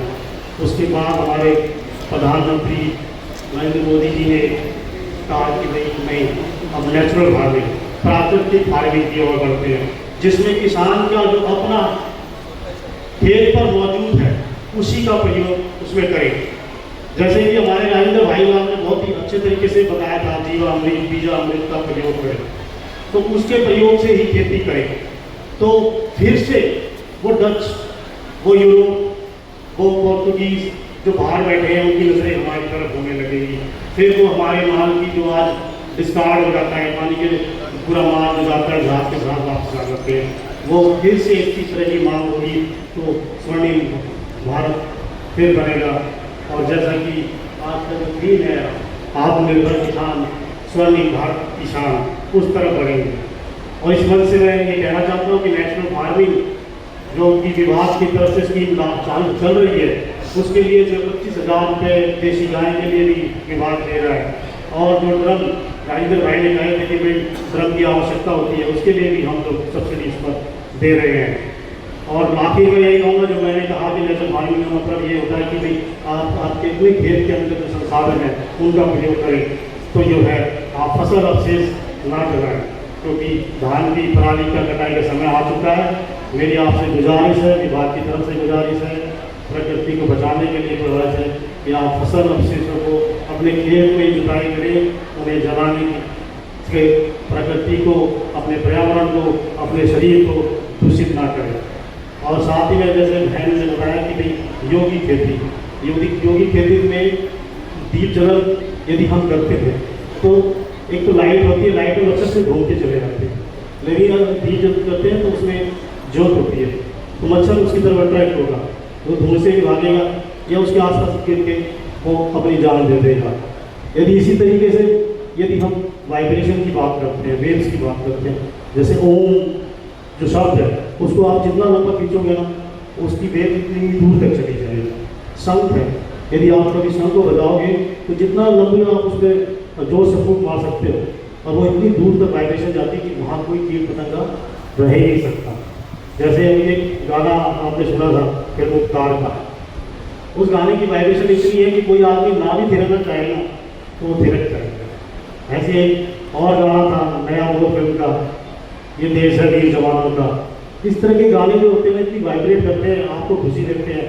ऐसे गाने का मतलब मेरे गानों से मतलब नहीं है, मेरा मतलब है एक वाइब्रेशन से। वो वाइब्रेशन जब आपके खेत लहराते हैं ना तो वो आपके अंदर ही आते हैं, एकदम अच्छे खेत लहराते हैं। इसलिए मैं इस मन से आपसे यही कहना चाहूँगा, प्राकृतिक खेती और यौगिक खेती दोनों का प्रयोग करें। और ये मुझे पता चल जाएगा कि आपने ये प्रयोग कर लिया, क्योंकि 16 साल से मैं आप लोगों के साथ हूँ। रोज कई किसान फोन करते हैं कि डीएपी नहीं मिल रहा, यूरिया नहीं मिल रहा। जिस दिन डीलर फोन करेगा कि भाई डीएपी यूरिया ले रहा है डीडी साहब, तब मैं समझ जाऊँगा कि लोग जो है जैविक खेती की तरफ बढ़ गए हैं और रासायनिक खेती को छोड़ रहे हैं। धन्यवाद। आप लोगों से साझा करूंगी, जब मैं छोटी सी, जिस तरीके से अभिमन्यु जी ने अपने अपने माता जी के जब पेट में था तो तभी शस्त्रों का ज्ञान ले लिया था। तो जब मैं अपनी मम्मी के पेट में थी, मेरी मम्मी को आज मैं साथ लेके आई हूँ। नरेश मेरी मम्मी है, साथ में मेरी बड़ी बहन है सुमन, जो नेटबॉल की प्रेसिडेंट है, ऑल इंडिया की, अभी हाल ही में इलेक्शन जीती है और इंटरनेशनल प्लेयर भी है। मैं जब छात्र राजनीति से मैंने कार्य स्टार्ट किया। और एक चीज और बताना चाहूँगी, जो हमारे मुख्य अतिथि हैं जगदीश अंकल, जब मैं छोटी सी थी 6th और 7th क्लास में, तो अंकल चेयरमैन भी रहे हैं और निगम पार्षद भी रहे हैं। तो मेरे एडमिशन के लिए मम्मी और मेरे चाचा के साथ स्कूल में हमें मुझे गाड़ी में बिठा के अपनी एम्बेसडर में लेके गए थे स्कूल में। तो मेरा आज परिवार आ गया है, मेरी ऊर्जा कई गुना हो गई है। तो आओ मिलकर एक साथ अनुभव साझा करेंगे। जब मैंने छात्र राजनीति से अपना एक करियर स्टार्ट किया, तो मेरा कभी पॉलिटिक्स में आना ये सब कभी ये सोचा नहीं था, क्योंकि स्पोर्ट्स में मैं काफ़ी एक्टिव थी। 6 बार मेरे रेसलिंग में गोल्ड मेडल आए। तो टिकट के लिए इलेक्शन हो गया और वो मैं जीत गई। तब मैं दिल्ली यूनिवर्सिटी से इलेक्शन लड़ी थी सेक्रेटरी की पोस्ट पर। उसके बाद पॉलिटिकल भी एक्टिव रही, स्पोर्ट्स में भी एक्टिव रही और 2018 में मेरा एग्जाम क्लियर हो गया और पंजाब गवर्नमेंट की मैं ऑफिसर रही। 2022 में मैं रिजाइन करके फिर सरस्वती बिहार से इलेक्शन लड़ी।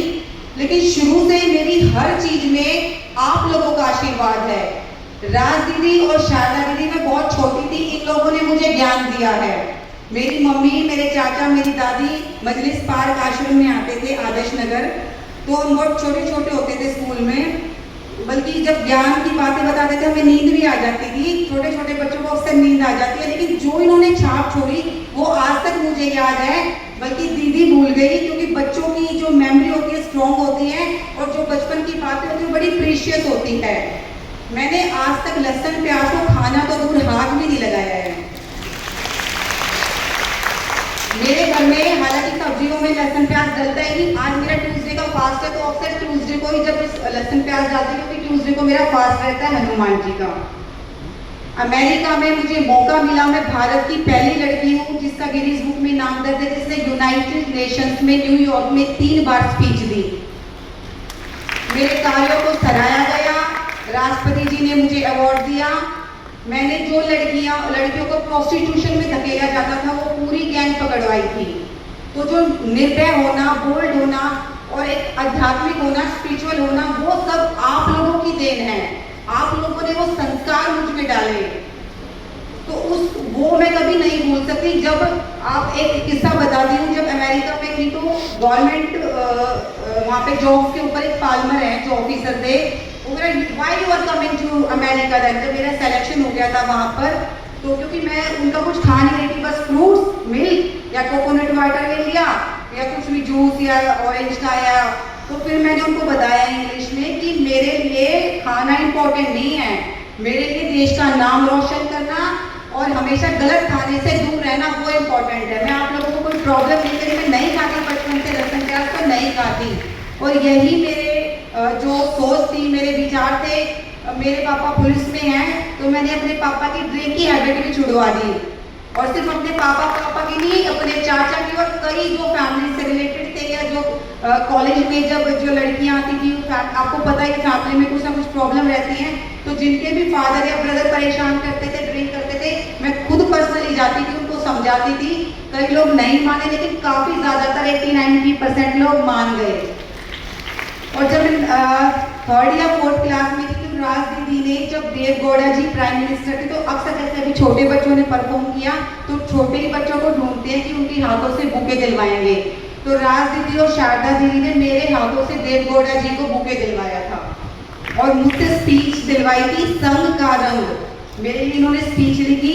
ये देखिए वो संग का रंग, वो शब्द मेरे दिमाग में ऐसे दौड़े कि मैं कभी किसी गलत हैबिट में नहीं पड़ी, औरों को भी अच्छा मार्ग दिखाया, कभी किसी से डरी नहीं। और भी लड़कियां जब उनके पेरेंट्स कहते हैं कि बेटा मेरी बच्ची की दीपिका जैसी हो, दीपू जैसी हो, तो मुझे बड़ी खुशी होती है कि मैं जितना भी वुमेन एम्पावरमेंट कर पाऊँ बहुत अच्छा है।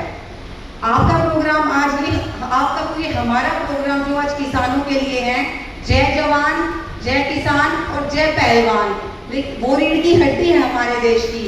लेकिन आप भी हमारे देश की रीढ़ की हड्डी है जो अध्यात्मवाद फैला रहे हैं, एक पॉजिटिव वाइब्रेशन दे रहे हैं, एक एनर्जी दे रहे हैं, एक मार्ग दे रहे हैं। अगर आप लोगों के लेक्चर हर एक स्कूल में महीने में एक बार भी हो जाएंगे तो मुझे पता है 101% क्राइम रेट कम हो जाएगा, रेप केसेस कम हो जाएंगे। जो आपकी एजुकेशन, जो आपकी एनर्जी है, वो एक अलग वाइब्रेशन डालेगी स्टूडेंट पर। और आप वुमेन एम्पावरमेंट की बात करते हैं, जैसा कि अभी आशा दीदी, राज दीदी और सल्ला दीदी ने बताया कि 7 प्रोग्राम्स हैं जो अभी माउंट आबू किए जाएंगे। तो आपको पता पूरे वर्ल्ड में वुमेन जो रन करती है सबसे बड़ी ऑर्गेनाइजेशन है ब्रह्मा कुमारी ऑर्गेनाइजेशन, जिसको वुमेन रन करती है, तो अपने आप में वुमेन एम्पावरमेंट का एक एग्जाम्पल है, जिसे कोई सरकार, कोई नेता, कोई एडमिनिस्ट्रेशन, कोई ऑफिसर प्रणाली कोई नहीं कर पाया, जो आप लोगों ने करके दिखाया। तो आप लोगों के हिम्मत पे चलते हुए मुझे देश विदेश में ख्याति प्राप्त हुई, और मैं जब तक मेरे खून में आखिरी भी मेरे खून में कतरा है, तो मैं अपने देश के लिए, आप लोगों के लिए हर एक पॉजिटिव कार्य करूंगी। हमारे देश के जो किसान हैं, आप ये देखिए, जबकि एमएसपी की कोई गारंटी नहीं, काफी फैसिलिटीज इतनी एड नहीं मिलती, उसके बावजूद भी क्या आप लोगों को पता है हमारे देश के किसान ने इतना लोन, इतना कर्जा, इतनी गरीबी होते हुए भी हमारे देश में इतना दम है कि 6 महीने तक भी हम पूरे वर्ल्ड को 6 महीने तक अनाज खिला सकते हैं। वो सब किसानों की वजह से है, वो भी तब जब इतने माड़े हालात, इतने कमजोर हालात रहे हैं। आप देखिए ना, जितने भी ऑफिसर्स हैं, जवान हैं या रेसलर्स हैं, या तो हम सभी एक किसान की फैमिली से निकले हैं। आप फटी धोती रहेगी, उनकी एड़ियाँ फटी रहेगी, मुंह कितना रफ रहता है, किस चीज़ के लिए? ताकि हमारे बच्चे, हमारा देश आगे बढ़े। व्यापारी उसी को कई गुना ज़्यादा अपने मन मर्जी रेट से बेचता है, लेकिन किसान की आज भी कंडीशन जो के त्यों बनी हुई है। तो ये जो संकल्प लिया है, एक संकल्प जब हम लेते हैं कि हमें ये काम करना है, फलाना काम करना है, तो समझिए 50% कार्य तो तभी हो गया, 50% बस मेहनत बचती है। तो जब आपने आज संकल्प लिया है कि किसानों के लिए हम ये प्रोग्राम करेंगे, साइंटिफिक तरीके से करेंगे, तो समझिए हमारा बेड़ा पार हो गया, हमारे देश का बेड़ा पार हो गया, किसानों का बेड़ा पार हो गया। और आप देखेंगे कि कितने हमारे देश में स्पिरिचुअल गुरु हैं, आपस में लड़ाइयाँ हैं, लेकिन ब्रह्म कुमारी एक ऐसा इंस्टीट्यूशन है जो रियल में मोहब्बत, रियल में संस्कार देता है। कोई भेदभावना नहीं, वो सभी पढ़ी लिखी ब्रह्म कुमारी हैं, साइंटिस्ट हैं, डॉक्टर्स हैं, और अपनी पूरी लाइफ जिस तरीके से आर्मी का जवान, पैरामिलिट्री फोर्सेस के जवान पूरी एज, पूरी उम्र देश के लिए लगा देते हैं, ऐसे ही हमारी ब्रह्म कुमारी अपने परिवार को छोड़कर हम सबको अपना परिवार मानती हैं, पूरे देश को परिवार मानती हैं और देश के लिए कार्य कर रही हैं। एक ऑफिसर की तो रिटायरमेंट की एज भी होती है, लेकिन ब्रह्म कुमारी की तो कोई रिटायरमेंट की एज ही नहीं है। वो तो बचपन से लेकर जब तक बुजुर्ग होती हैं, लास्ट दम तक भी बाबा की याद में अपने देश के लिए काम करती रहती हैं, हम लोगों के लिए काम करती रहती हैं। मेरा सैल्यूट है आपके बलिदान के लिए, आपके इतने विश्वास के लिए और देश के प्रति संजीदा होने के लिए।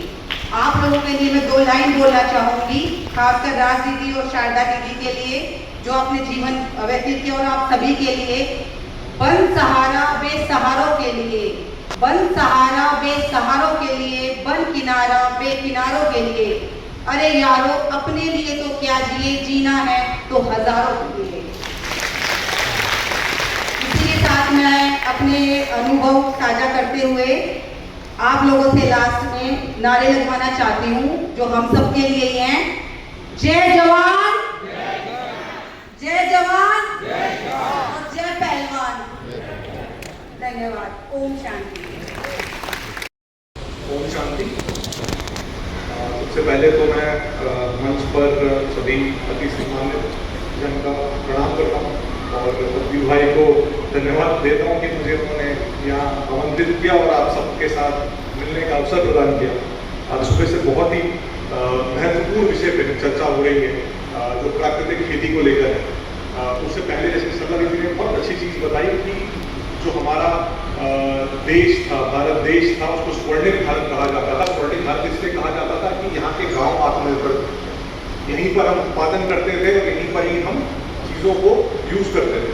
तो जब अंग्रेज आए उन्होंने हमारे को अटैक किया तो सबसे पहली चीज़ उन्होंने ये की कि हमारा जितना उत्पादन था, जितना हम प्रोडक्ट्स बनाते थे, चाहे वो कपड़े थे, चाहे वो खाने को लेकर प्रोडक्ट्स थे, वो वहाँ पर ब्रेक किए उन्होंने कहा कि हम सारा रॉ मटेरियल जितना आप बनाते हो हम यहाँ से विदेश लेके जाएंगे और वापस आपको बेचेंगे।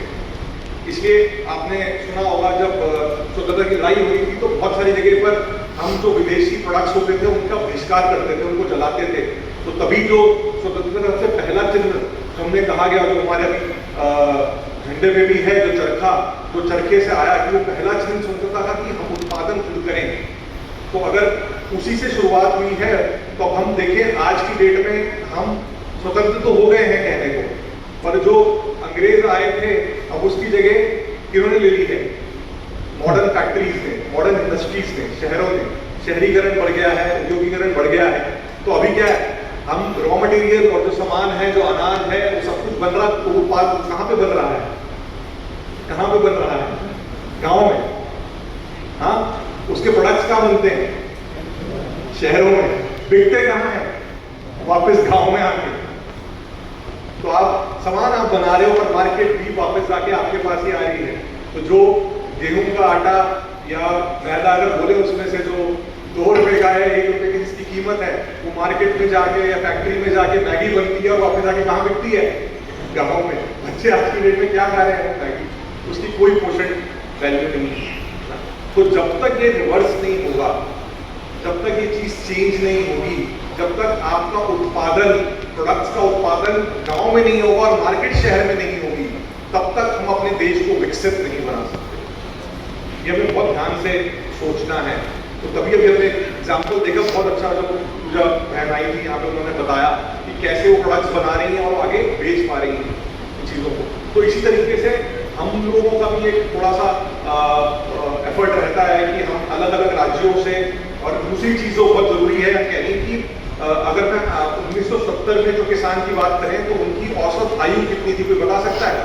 औसत आयु किसान की जो खेती करते थे 1970 में कितनी थी, जब ये ग्रीन रेवोल्यूशन के बारे में बात करी थी हमने? कोई बता पाएगा?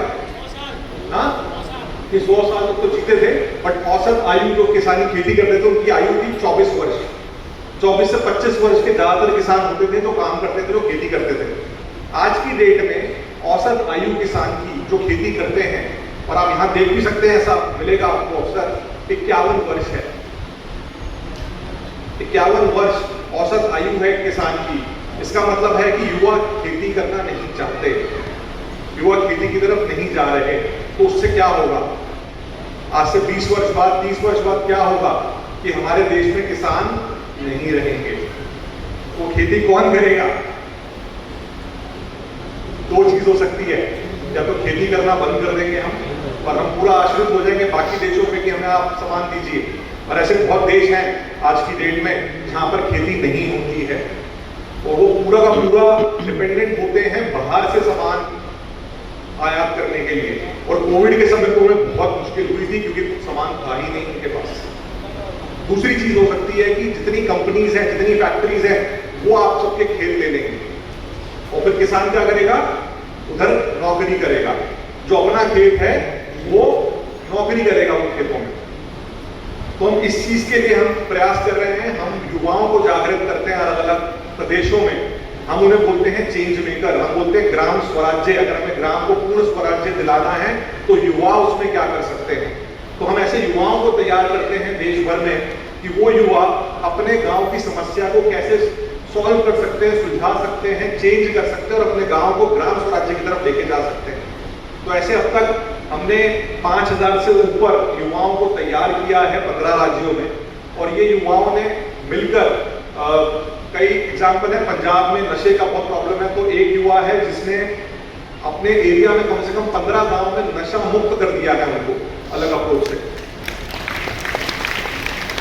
ऐसे ही एक युवा है पुणे में जिन्होंने, जैसे पूजा जी ने बताया, उन्होंने मिलेट के ऊपर पूरी रिसर्च करी और वहाँ के कम से कम 700 से 800 किसानों को के नाम के साथ उन्होंने एक पूरा कंपनी फॉर्म करी है और उनको प्रोडक्ट्स बनाकर वो इंडिया में नहीं, इंडिया के बाहर भी भेज रहे हैं और उससे उन किसानों की आय कम से कम 5 गुना बढ़ी।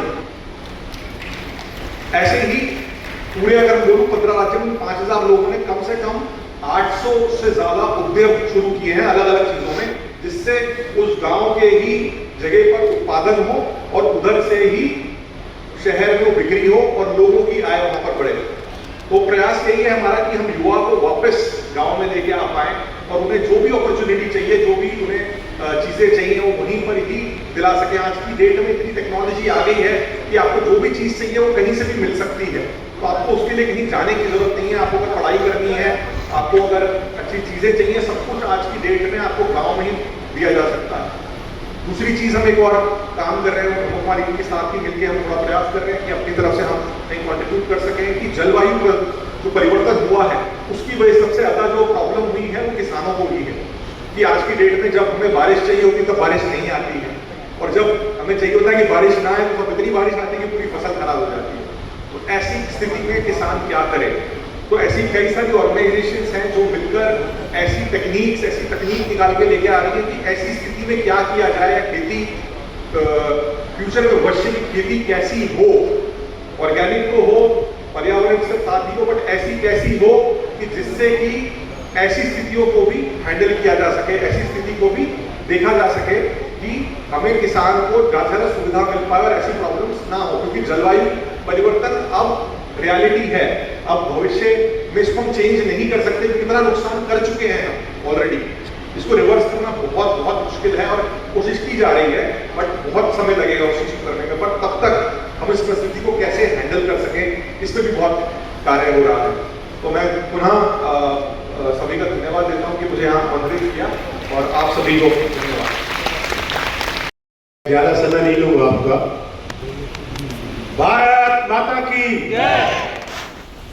सम्मानित मंच, आत्मनिर्भर किसान स्वर्णिम भारत की आज किसान सम्मेलन में घोड़ा कला के इस प्रांगण में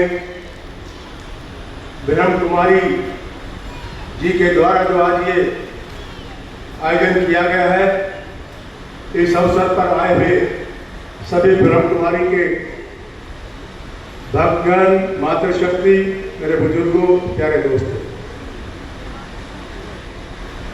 ब्रह्म कुमारी जी का स्लोगन ही ओम शांति से शुरू होता है।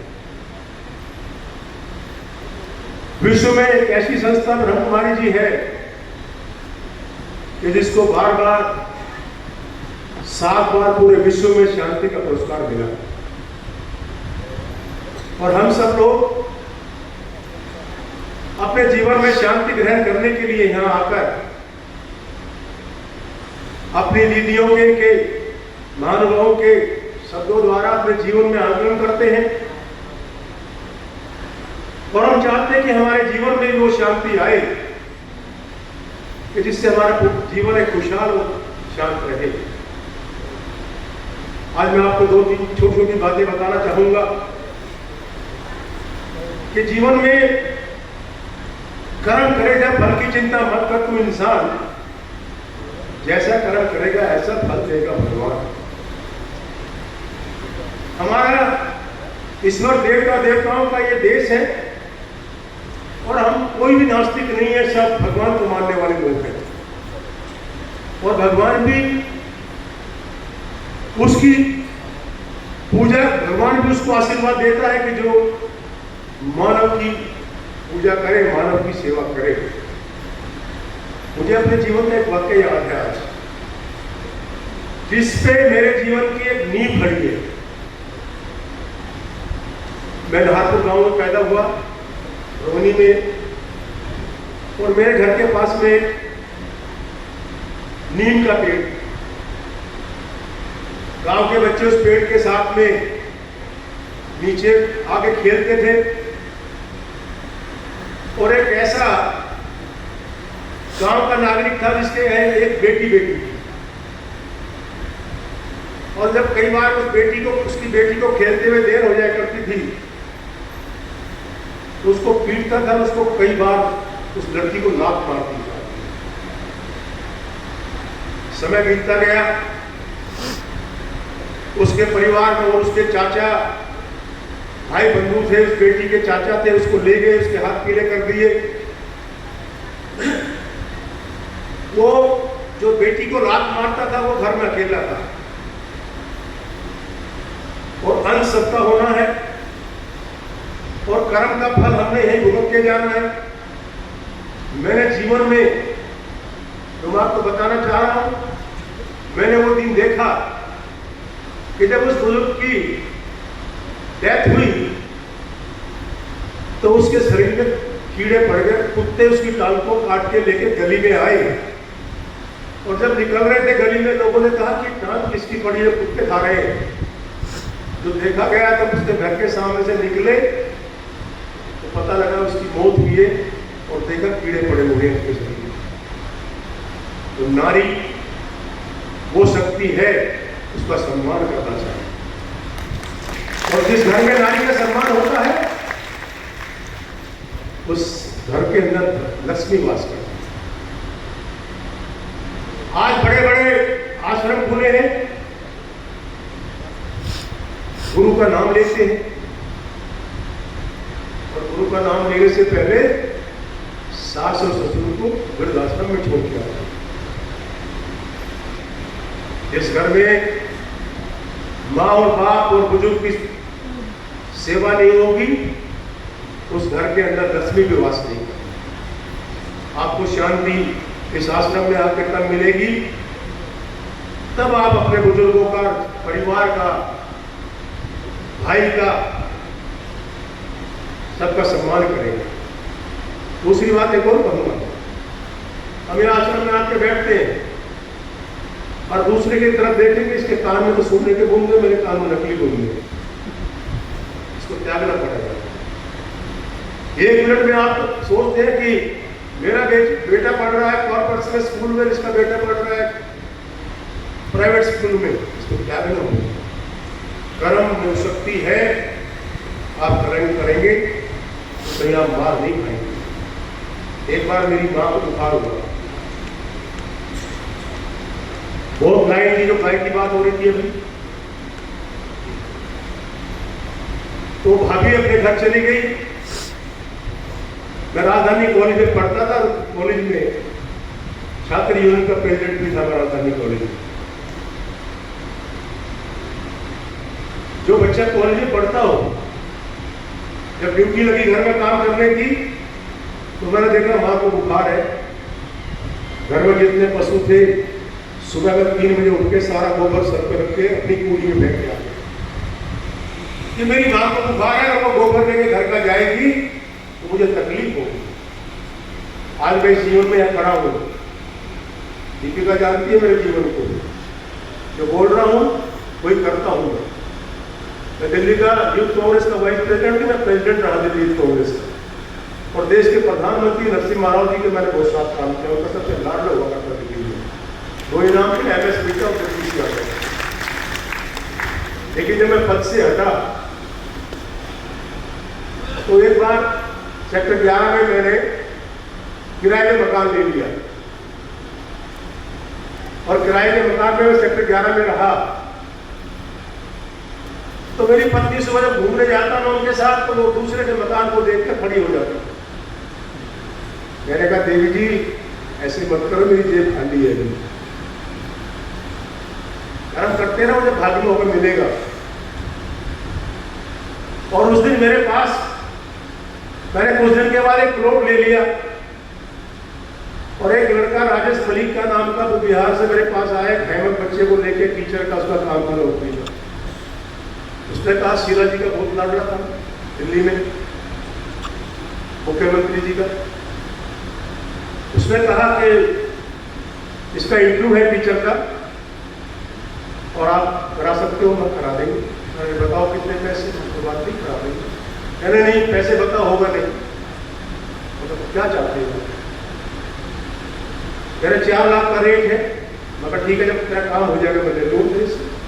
मेरे हाँ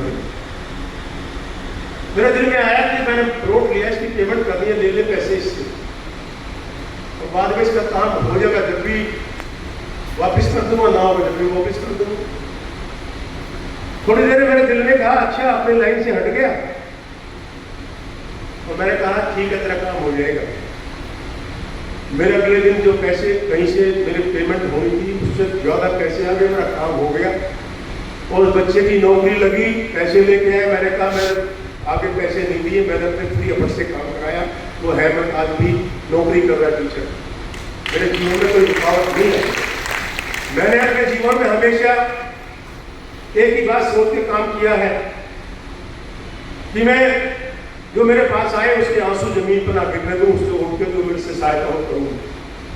तो आज हम यहाँ इकट्ठा हुए हैं। मैंने अपने जीवन के भाषण दे दिया क्योंकि बहुत देर से आप बोर हो रहे थे, तो बताना जरूरी था कि जो स्लोगन हमारे बुजुर्गों ने बनाया है कि कर्म करेगा फल की चिंता तो मत कर इंसान, जैसा कर्म करेगा वैसे फल देगा भगवान। मेरे जीवन में कभी कोई रुकावट नहीं है। आज भी मैं कैबिनेट मिनिस्ट्री के रूप में, मैं मंत्री के रूप में दिल्ली में काम कर रहा हूँ।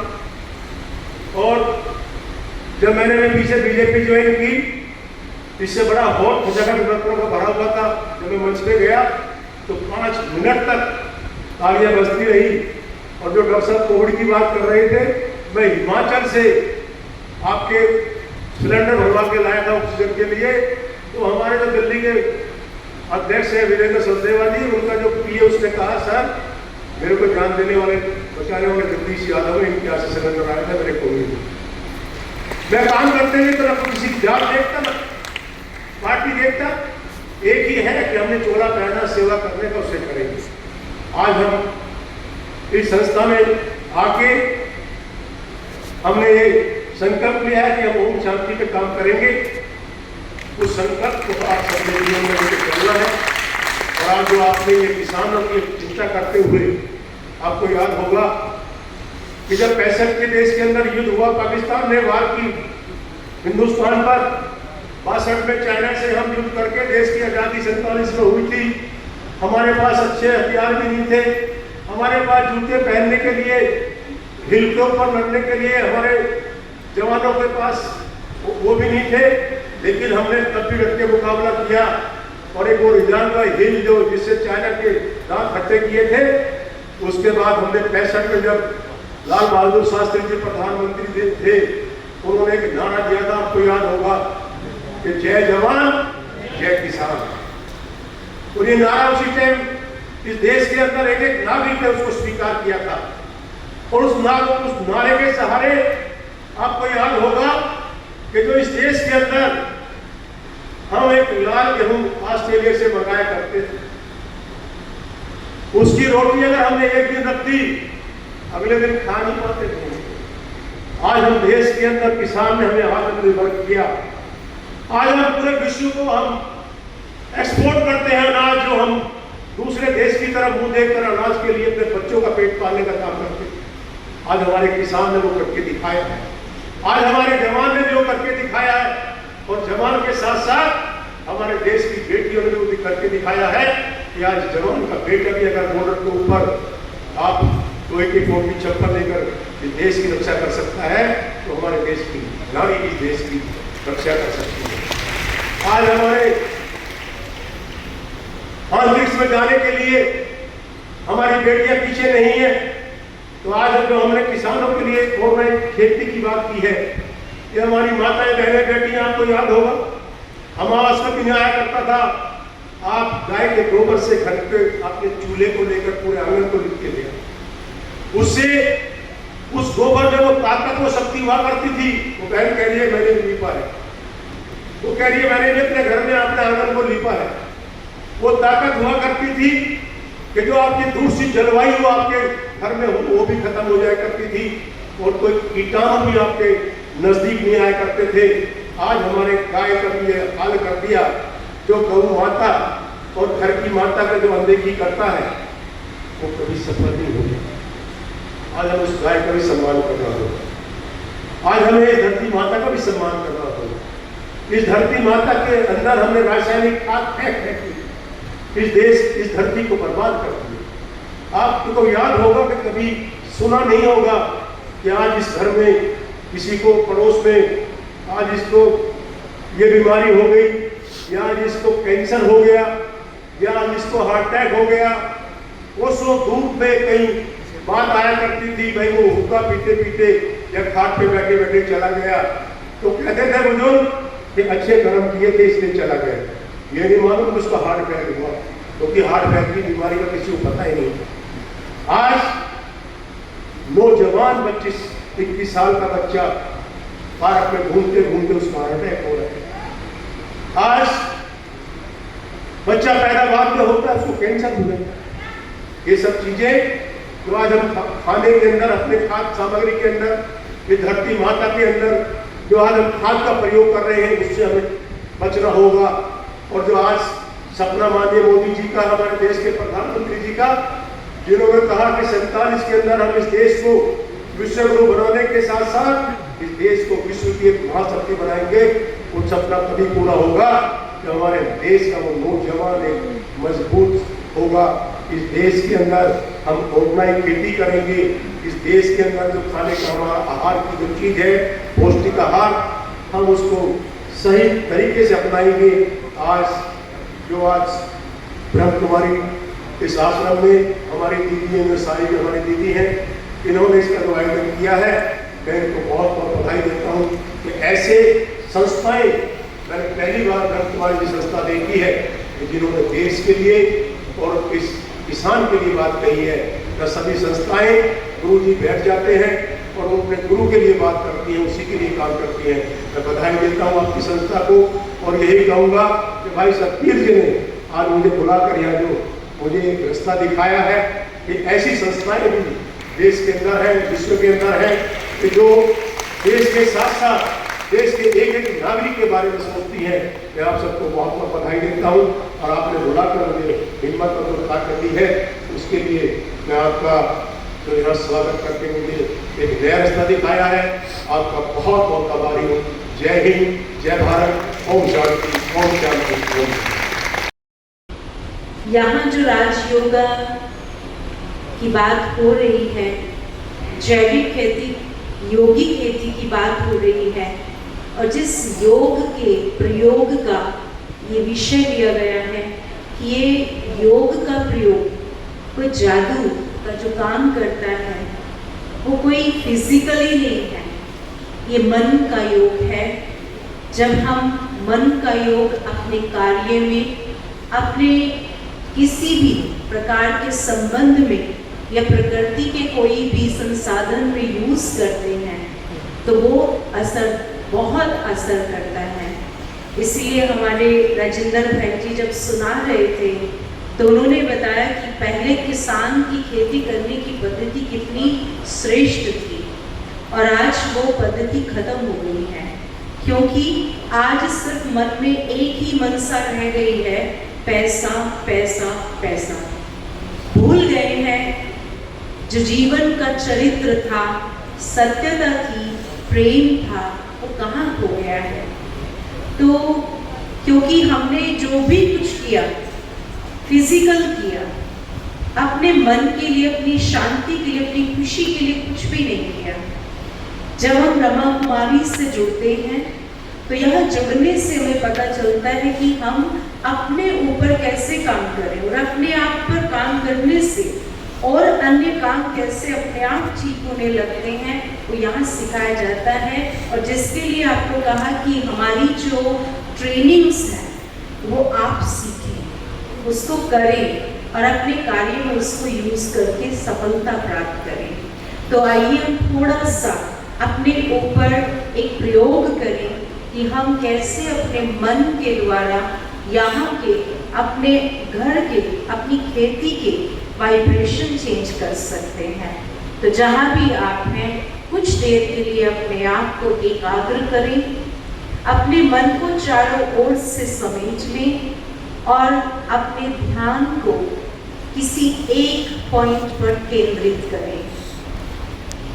और जैसा जैसा मैं चिंतन दूं, उस अनुभूति में आप अनुभव करते जाएं, अनुभव करें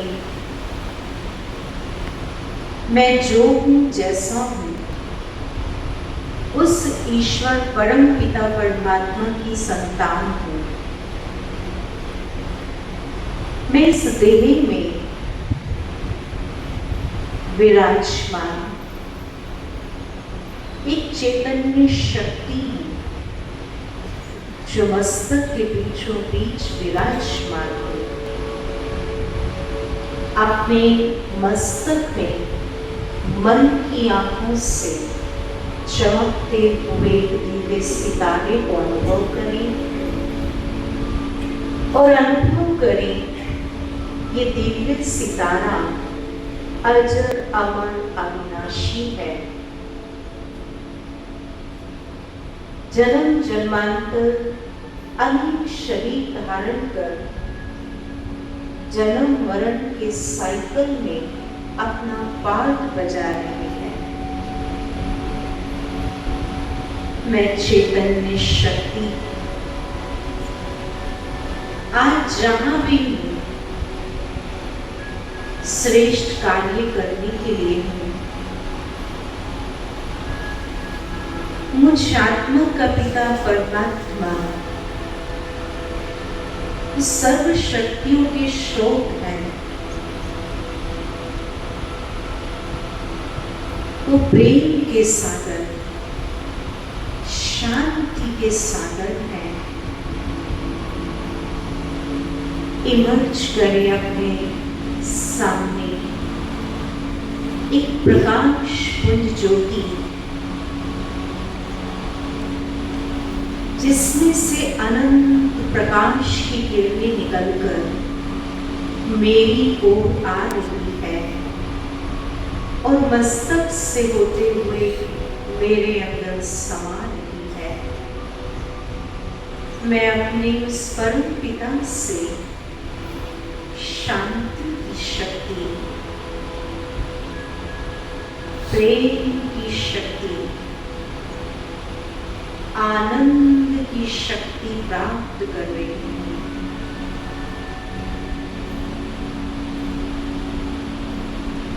और अपनी श्रेष्ठ संकल्पों से ये सर्व शक्तियां अपने परिवार के एक एक सदस्य को दे रही हूं। जो भी आपके मानस पटल पर सामने आ रहा है वो आपकी ये दिव्य शक्तियां रिसीव कर रहा है।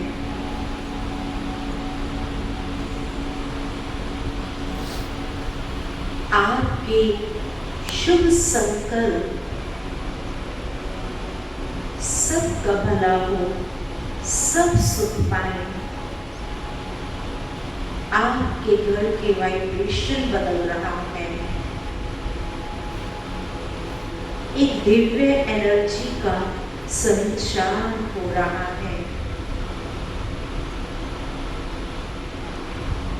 आपका घर मंदिर समान पवित्र बन रहा है।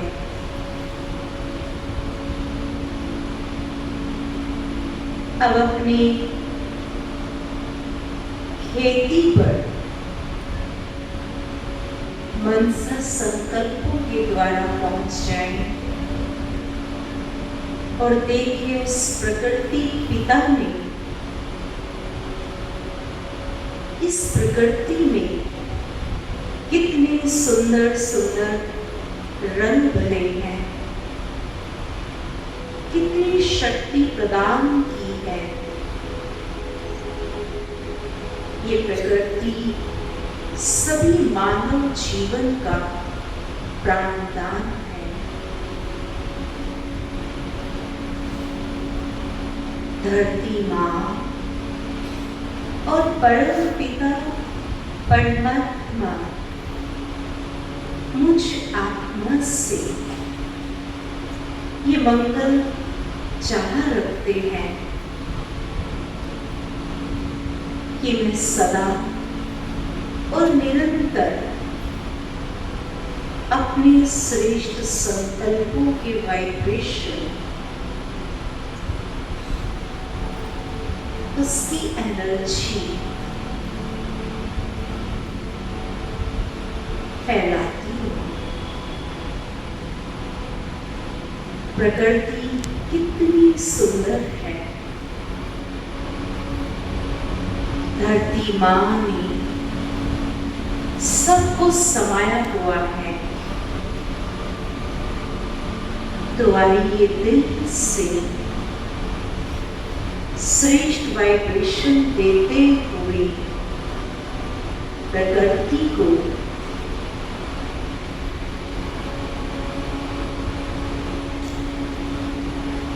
अपनी शुभ भावनाएं प्रदान करें। प्रकृति सभी को स्वस्थ प्रदान करे, स्वादिष्ट अन्न प्रदान करे, शुद्ध हवा,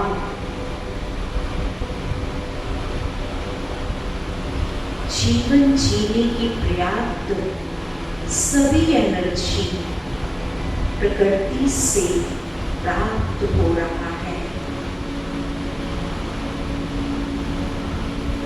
उस प्रकृति पिता को, प्रकृति के पांचों तत्वों को, धरती मां को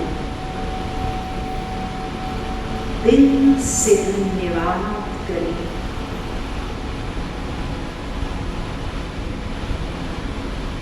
शुक्रिया प्यारे पिता, दिल से शुक्रिया। शुक्रिया पांचों तत्वों का, शुक्रिया धरती मां। सब बहुत अच्छा है और सदा ही अच्छा रहेगा।